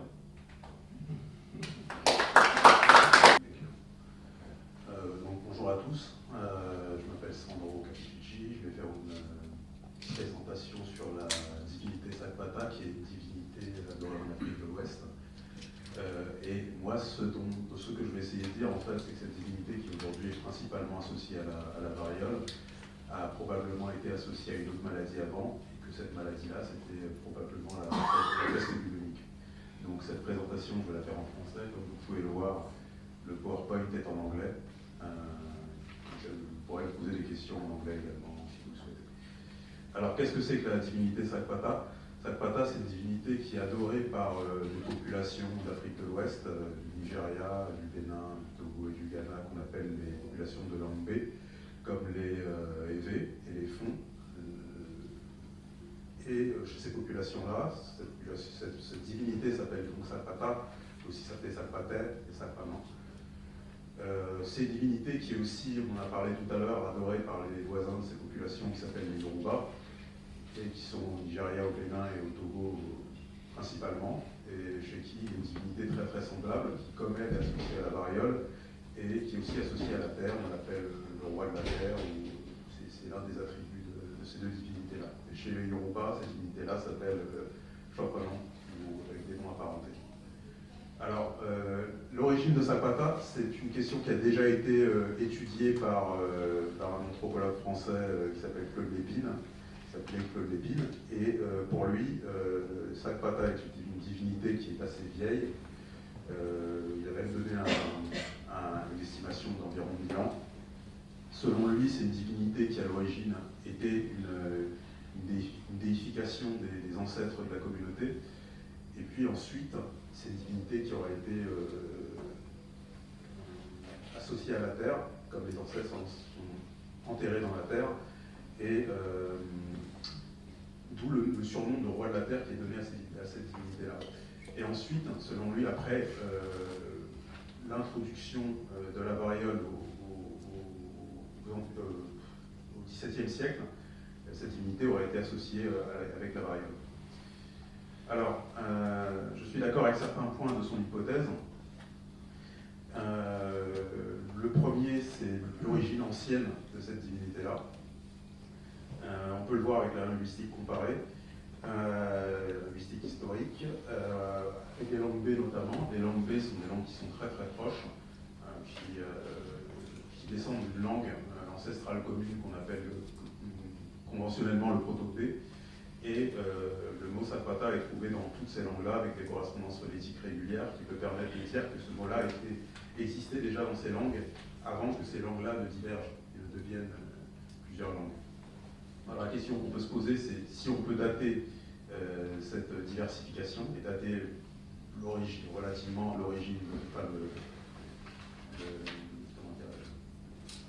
l'apparence de Sakpata. Alors, il y a la glottochronologie, qui est une discipline que vous connaissez peut-être, qui sert à dater l'évolution des langues. Ça marchait avec les langues dont on sait qui ont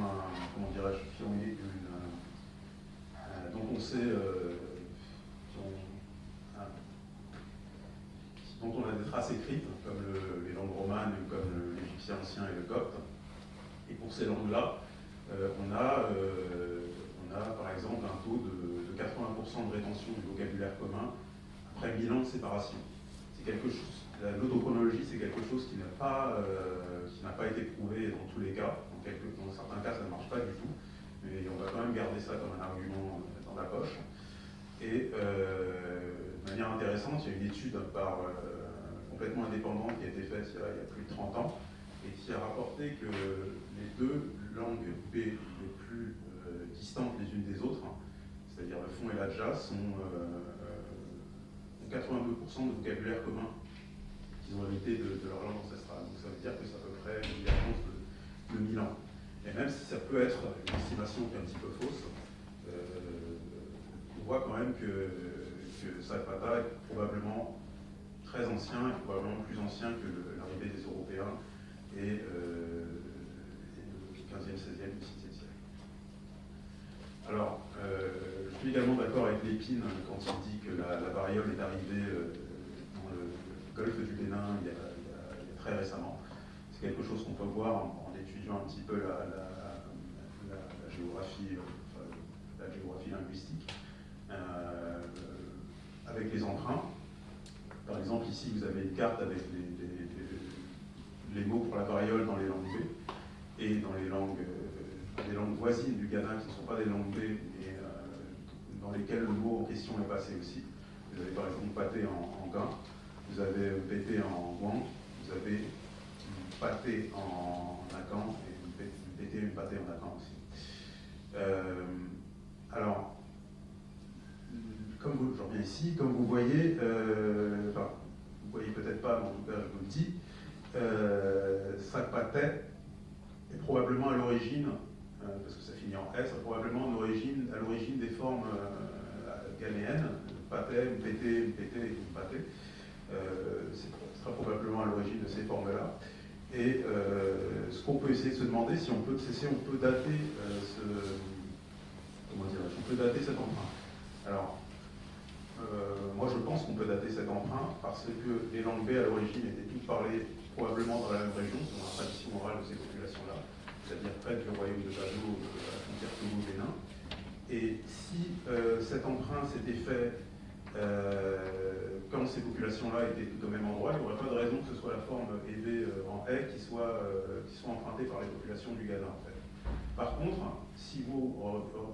on sait que les populations év ont migré de la région de Tado vers la région de Nonset, qui est au Togo, qui est plus au cœur du Togo. Et on voit que là déjà, si vous regardez le schéma du haut, on est déjà plus proche les formes év qui sont déjà plus proches des formes ghanéennes et peuvent déjà plus expliquer que ce soit cet emprunt qui a été fait en fait. Et les év ont migré vers Notse vers le 15e et le 16e siècle.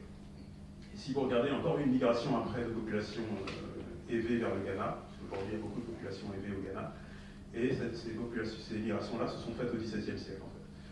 Et on voit que donc, pour expliquer le fait que ce soit un mot év qui soit passé dans les langues ghanéennes, il faut mieux expliquer que ça s'est fait après que les év migraient de Tado, donc ce soit probablement au 15e, 16e siècle, ou probablement encore plus au XVIIe siècle. Donc, je l'avais dit, je ne l'ai pas dit tout à l'heure, mais je le dis quand même maintenant, les emprunts lexicaux comme celui-là sont des emprunts qui se font dans deux contextes. L'un, ça va être plus généralement dans deux contextes. L'un, ça va être le contexte on emprunte un mot parce que la réalité n'existe pas dans la langue qui est empruntée. Et l'autre, ça va être un emprunt qui va se faire pour des raisons de prestige.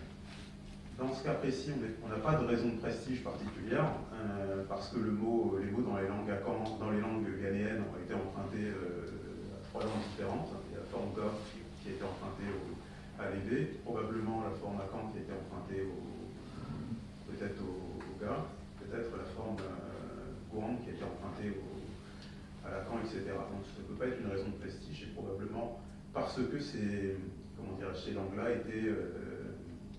ne connaissaient pas la variole, en tout cas la variole dans sa fureur telle qu'elle était à l'époque. Ça, je vais passer rapidement. Alors, là, je vais apporter un autre élément qui n'est pas trop dans mon domaine, mais qui est dans le domaine de la génétique, qui montre également que la variole est probablement plus récente que ce qu'on pensait. C'est-à-dire qu'on a eu l'ADN, on a retrouvé l'ADN d'un enfant modifié de Lituanie qui souffrait de la variole. Et on a vu que je ne sais plus comment ça se dit en anglais, mais que son ADN, la forme de la variole, la forme du virus, était ancestrale à toutes celles qu'on a vues plus tard, en fait. Tous ceux qu'on a vus plus tard. Donc, les auteurs de cette étude-là supposent que la diversification de la variole s'est faite très tardivement, plus tardivement qu'on croyait, au XVIIIe ou au XIXe siècle.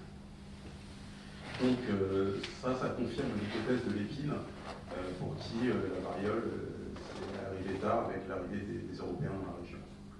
Alors, maintenant, je vais venir sur des points qui contredisent un petit peu Lépine. Le premier, c'est celui d'étymologie en fait. Moi, je pense que le mot Sakpata n'est pas d'origine yoruba, mais plutôt que le mot choponon, en parenthèse, sont d'origine ibé en fait. C'est quelque chose qui s'est probablement fait il y a très longtemps. Je peux expliquer avec des... Je pourrais en parler plus tard si vous le souhaitez. Mais il y a un autre argument encore dont je vais parler maintenant, qui est celui de l'étymologie en fait. En Yoruba, on n'a pas d'étymologie convaincante, même d'étymologie partielle convaincante, qui peuvent expliquer le nom de ces divinités-là. Par contre, en B, on en a une. Et contrairement à ce que dit Lépine, c'est pas associé à la terre, c'est pas associé aux ancêtres, mais c'est associé aux maladies cutanées. On peut le voir avec des mots dans des langues B occidentales, comme les V et le gain. On voit que ce sont des mots qui ont rapport avec des maladies, avec des boutons sur la peau en fait.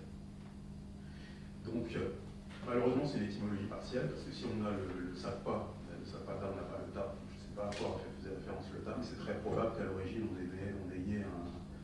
ait eu une forme chakpa qui avait un rapport avec les maladies de la peau. Alors, donc, comme Sakpata était probablement une divinité qui était très ancienne, comme je l'ai dit tout à l'heure, et qu'elle était probablement associée à la maladie de la peau dès le départ, et qu'on a vu que l'arrivée de la variole était assez tardive, il est très probable que Sakpata soit largement antérieure à l'apparence de la... Enfin, pas à l'apparence, mais à l'intensification de la variole dans la région. Alors, c'est quelque chose qui est confirmé par des témoignages complètement indépendants, notamment d'une historienne béninoise qui s'appelle Amélie Despelos, et qui a fait de la recherche chez les prêtres de Sakpata de la région de la Bobé, au sud du Bénin.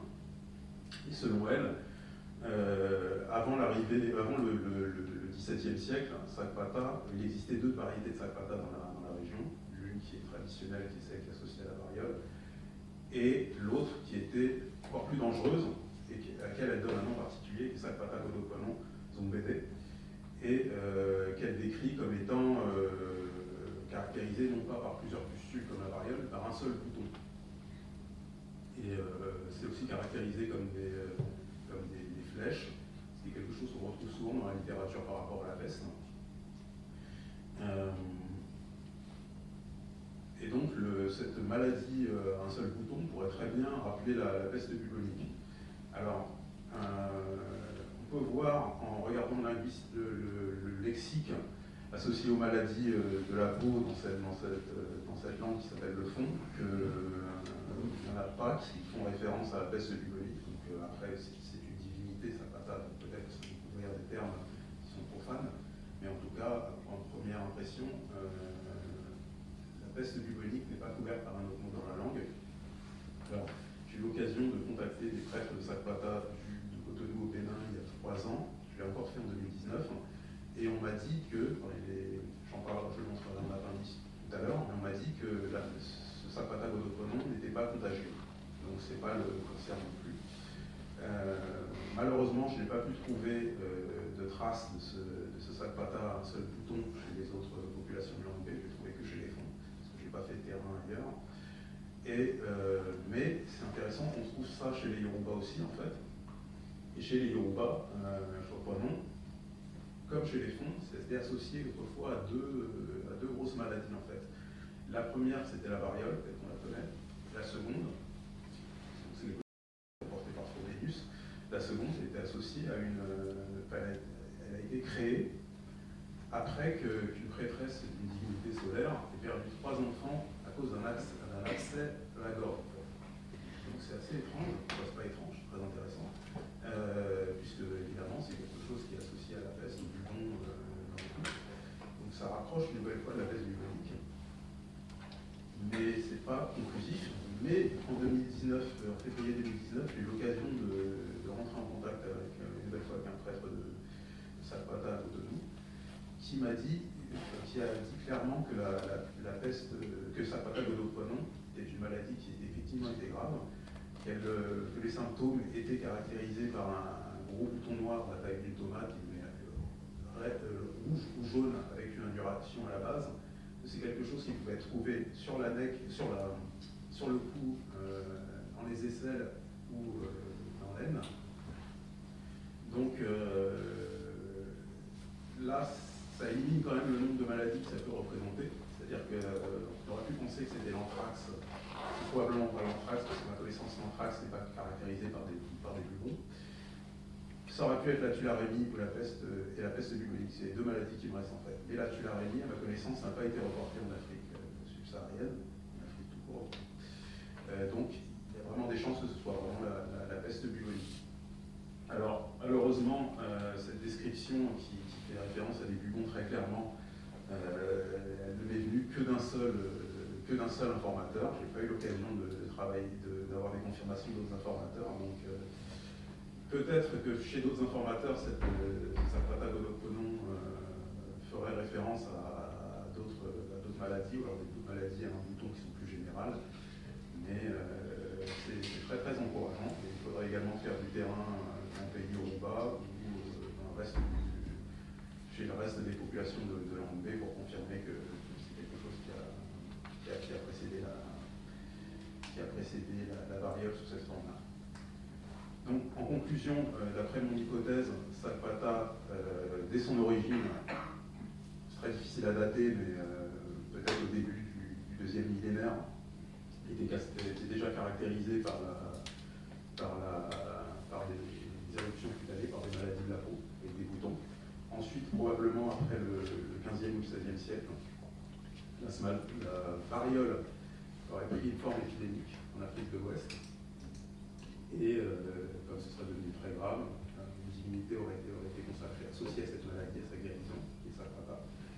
Et avant cette période-là, il est très probable que cette maladie, qu'une autre maladie était associée à Saprata, et cette maladie était la peste bubonique. Voilà, j'espère que de nouvelles recherches vont éclairer cette question. Je vous remercie. Thank you. Can you hear me? Barely? Okay.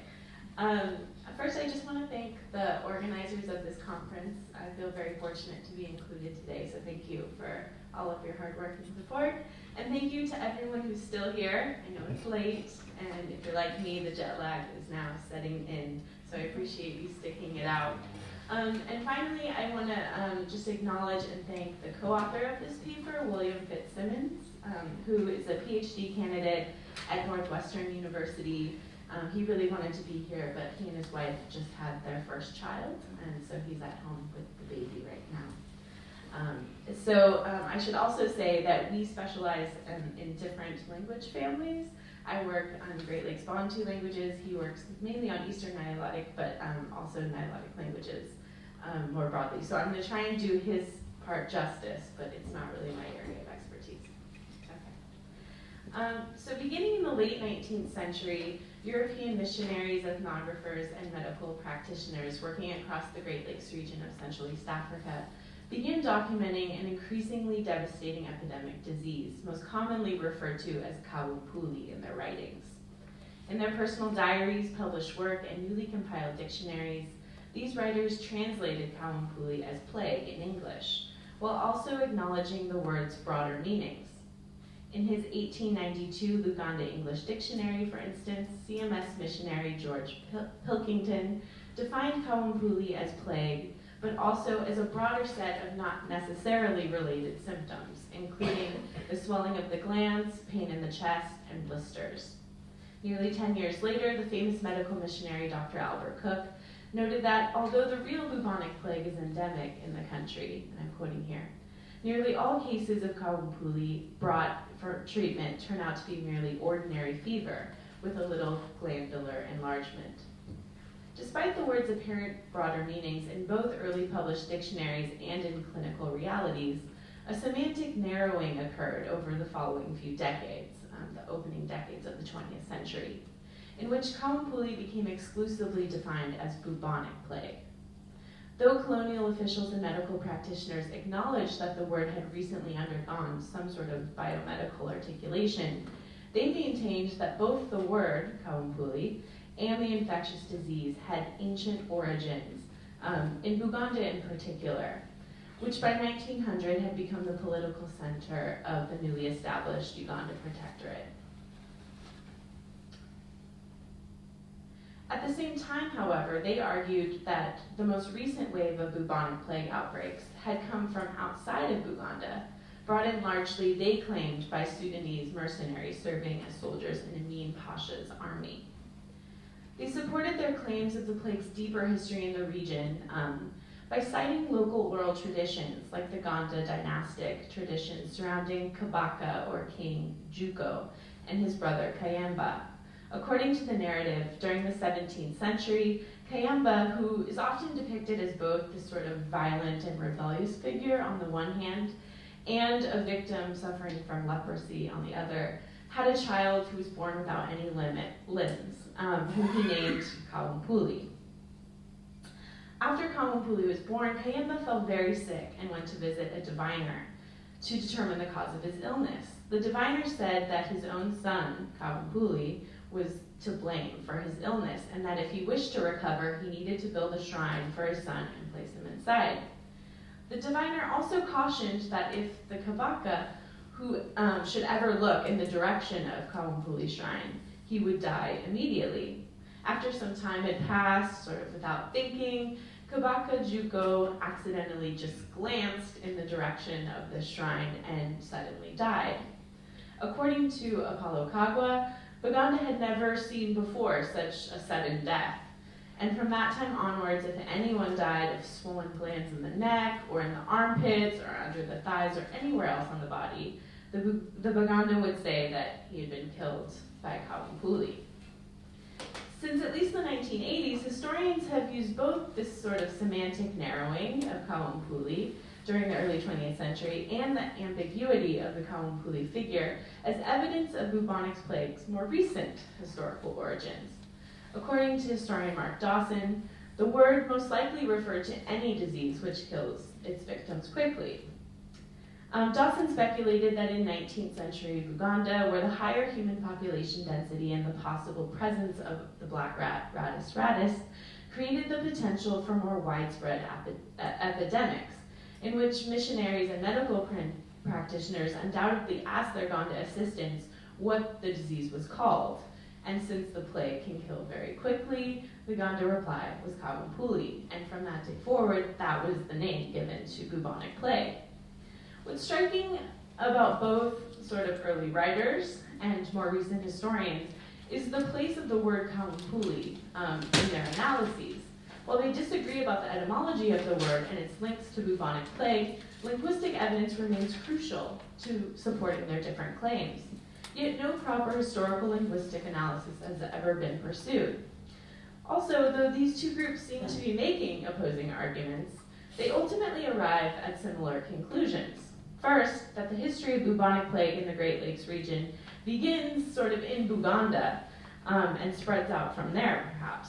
And that the more recent outbreaks of plague, and in terms of like an epidemic, this is something that's brought from the outside during the 19th century. Later historians argue that this comes from Arab traders coming from the Swahili coast and moving into the central and eastern interior. So in this paper, we just sort of wanted to see what we could find by doing a proper historical linguistic analysis and really tracing this word, the history of this word Kawampuli. Much like Monica Green asked in her work, when she asked what sort of story can genetic evidence tell us, we want to ask what this linguistic evidence might tell us. Okay, so what did we find?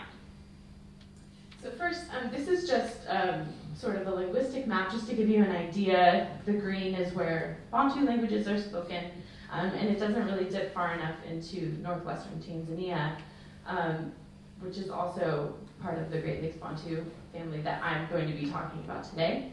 And then as you move up, you can see the Nilotic sort of divide there. And this I stole from David. Sorry, David. This is the family tree of Great Lakes Bantu, and in the dark is West Nyanza family, and it's only in this family that we see Kawampuli in the lexicons. So the distribution is really limited to West Nyanza, which is important. Okay. You don't have to read all of these, but I just wanted to give you an idea of the kinds of modern attestations of Kawumpuli. This is in North Nyanza, which is one sub-branch of West Nyanza. And as you can see, there's sort of a range of meanings that have to do with both some of the definitions I gave earlier in the talk, also connected to spirituality. There's a lubale called Kawumpuli that's after this figure in oral traditions. So still a spiritual entity that has a shrine in Bulamezi. And it also has to do with animals, like cattle in particular, and cattle plague. And if you'll notice, I'm going to explain this in a little bit more detail, but the word itself presents some challenges that are very different from the ones that have been addressed by early writers and other historians. So I'm just going to show, this is the Rutara, this is the second family in West Nyanza, and this is really focused on cattle, even more so than in North Nyanza. And so a very common sound change in the region is moving from P to H or W. But it's not common for that sound change to occur in some cases and not others. So this is where a P, which would represent the oldest sound, has been retained, and these have to do really with cattle plague. So then here, if you look at the words that are derived from this root that have to do with bubonic plague, they have undergone this sound change. So in North Nyanza languages, they typically went from that P to a W, so that's where we get Kawumpuli. So this word itself probably comes from Luganda that people are writing about. And then in Rutara languages, it goes to H. So the P goes then to an H. And this is sort of interesting because it's very, so Enfumbi Kawumpuli is plague of the groin, is what that literally means. So one thing that was surprising to us, since the narrative is that bubonic plague entered from the east or from the northeast, we expected to find words in Nilotic languages, but really this is definitely a Bantu word that was borrowed in much later into Nilotic languages. And evidence of this is in the attestation. It's very common for the nasal to drop, so the N before the P to drop before the stop when borrowing into the language from Bantu. And also that it's this narrow definition of bubonic plague. So if it was older, we would expect to find a similar range of meanings, but because it's just bubonic plague, that would suggest this was borrowed in after that sort of narrowing had already occurred. And so because it's connected to cattle, so because of the distribution across many West Nyanza languages in Great Lakes Bantu, one could guess that it dates back to West Nyanza, but because it's connected to cattle, it probably emerged after the intensification of cattle keeping, where people were keeping cattle in larger numbers, which really doesn't happen until around 800, between 800 and 1500, I would say.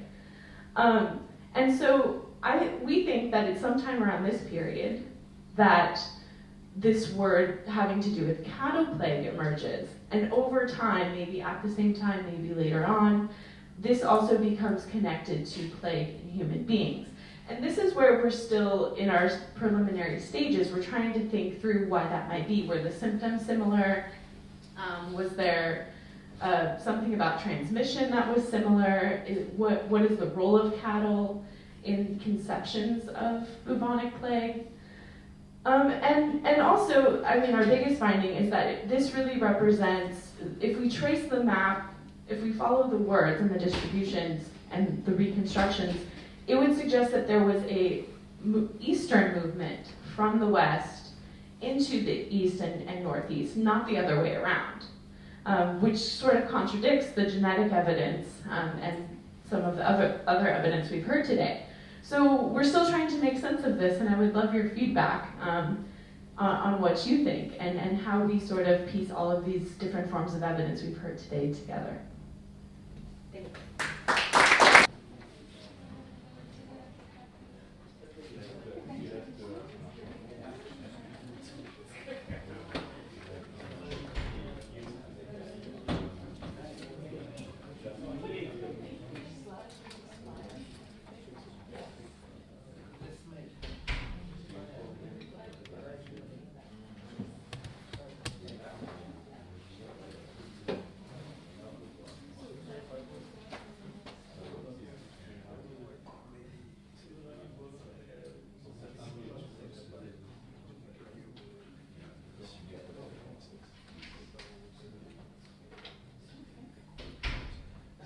All right, well, we have come to an end of this session, and I'm not going to keep you much longer. I think we have said a lot on plague. I came here to convince you. I'm not going to lie. I'm not going to say I came here to tell you maybe. I came here to tell you that, well, this is plague is real. I think we need to incorporate it in the way we look at our material, and we need to keep it somewhere in our mind, and to measure our material thinking about possibility of the plague. And, I'm sure scholars will continue eventually making foray into this domain. It might not be me. I don't want to become a prisoner of the plague. Maybe it will be me. I don't know. But I just wanted to end this session with simply this question about if the plague is real, why have we not been talking about it? I mean, African history is not born yesterday, nor African archaeology. So why is it that that question, which certainly after this panel seems to be fundamental and important and transformative, did not actually emerge earlier? And I'm simply thinking that the continent is still very much, especially the earlier part of the continent history, is still very much perceived as disconnected from the rest of the old world. And when I say that, I'm not saying something new.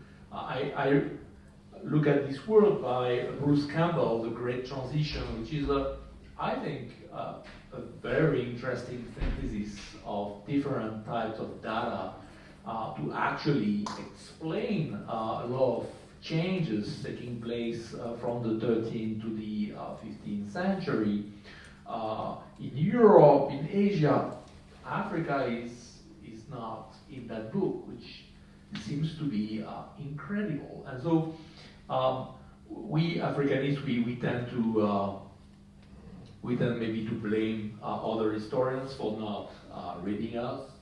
But I think we also have a responsibility in making Africa what it is in the overall academic circles, which is an anomaly, a periphery, or whatever you want to call it. And I have some questions about that. Is it that there is a kind of sclerosis of the grand narrative about medieval Africa? Is there a lack of engagement by African scholars with global history?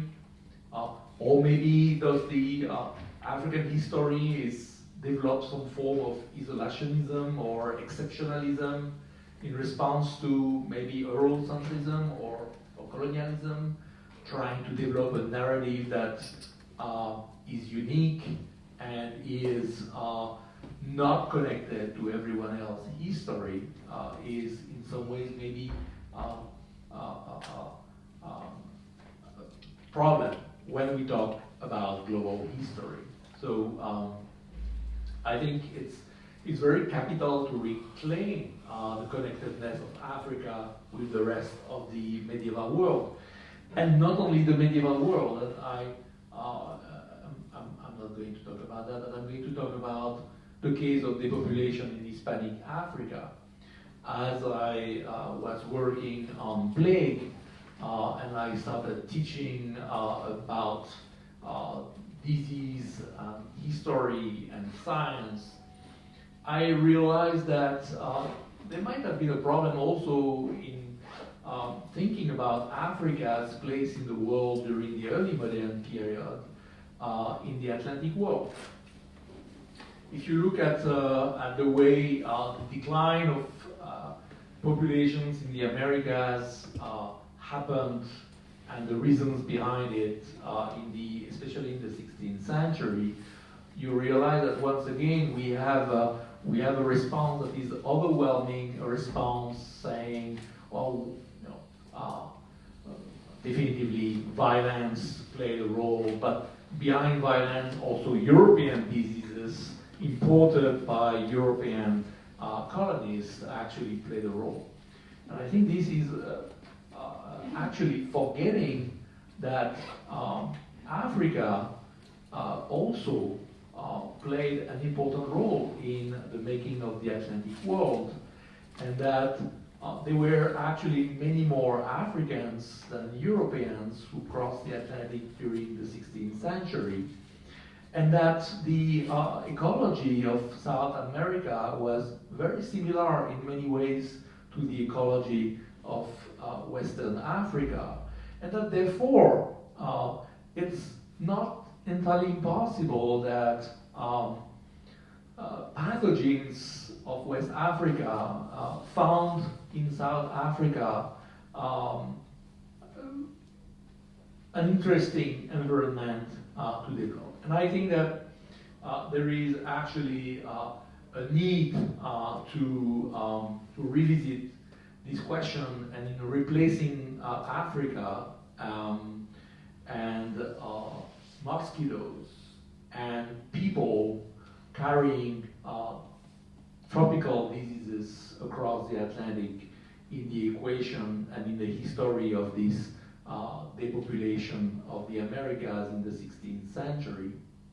I revisited many sources, Spanish sources especially, with my students in the course of thinking about this, and it strikes me that many of these descriptions actually tell us about yellow fever, which is something that is absolutely absent from the literature before the 18th century, I think. The first time people think about yellow fever in the Americas and its impact on populations, it's only in the 18th century, which to me is really a problem when you look at the way African mosquitoes have conquered the Americas. You can still see it today when you look at maps of repartitions of types of mosquitoes. I think we need to take, once again, Africa seriously, and we need to replace Africa in the center of some of these narratives about connectedness. So I wanted to thank you for staying till 6:30 tonight, listening to our stories. I hope that we will get full papers eventually developed out of this linguistics part, which are really fascinating. And then I hope that gradually historians and archaeologists will incorporate some of these ideas in their work, and I'm hoping for debate. I'm hoping for contestation. I'm hoping for disputes. I'm hoping for us to actually delve a little bit deeper into that history and these possibilities and possible transformations related to the plague. So thank you very much, and I will meet you tomorrow for another totally different but yet connected aspect of the project. Thank you very much.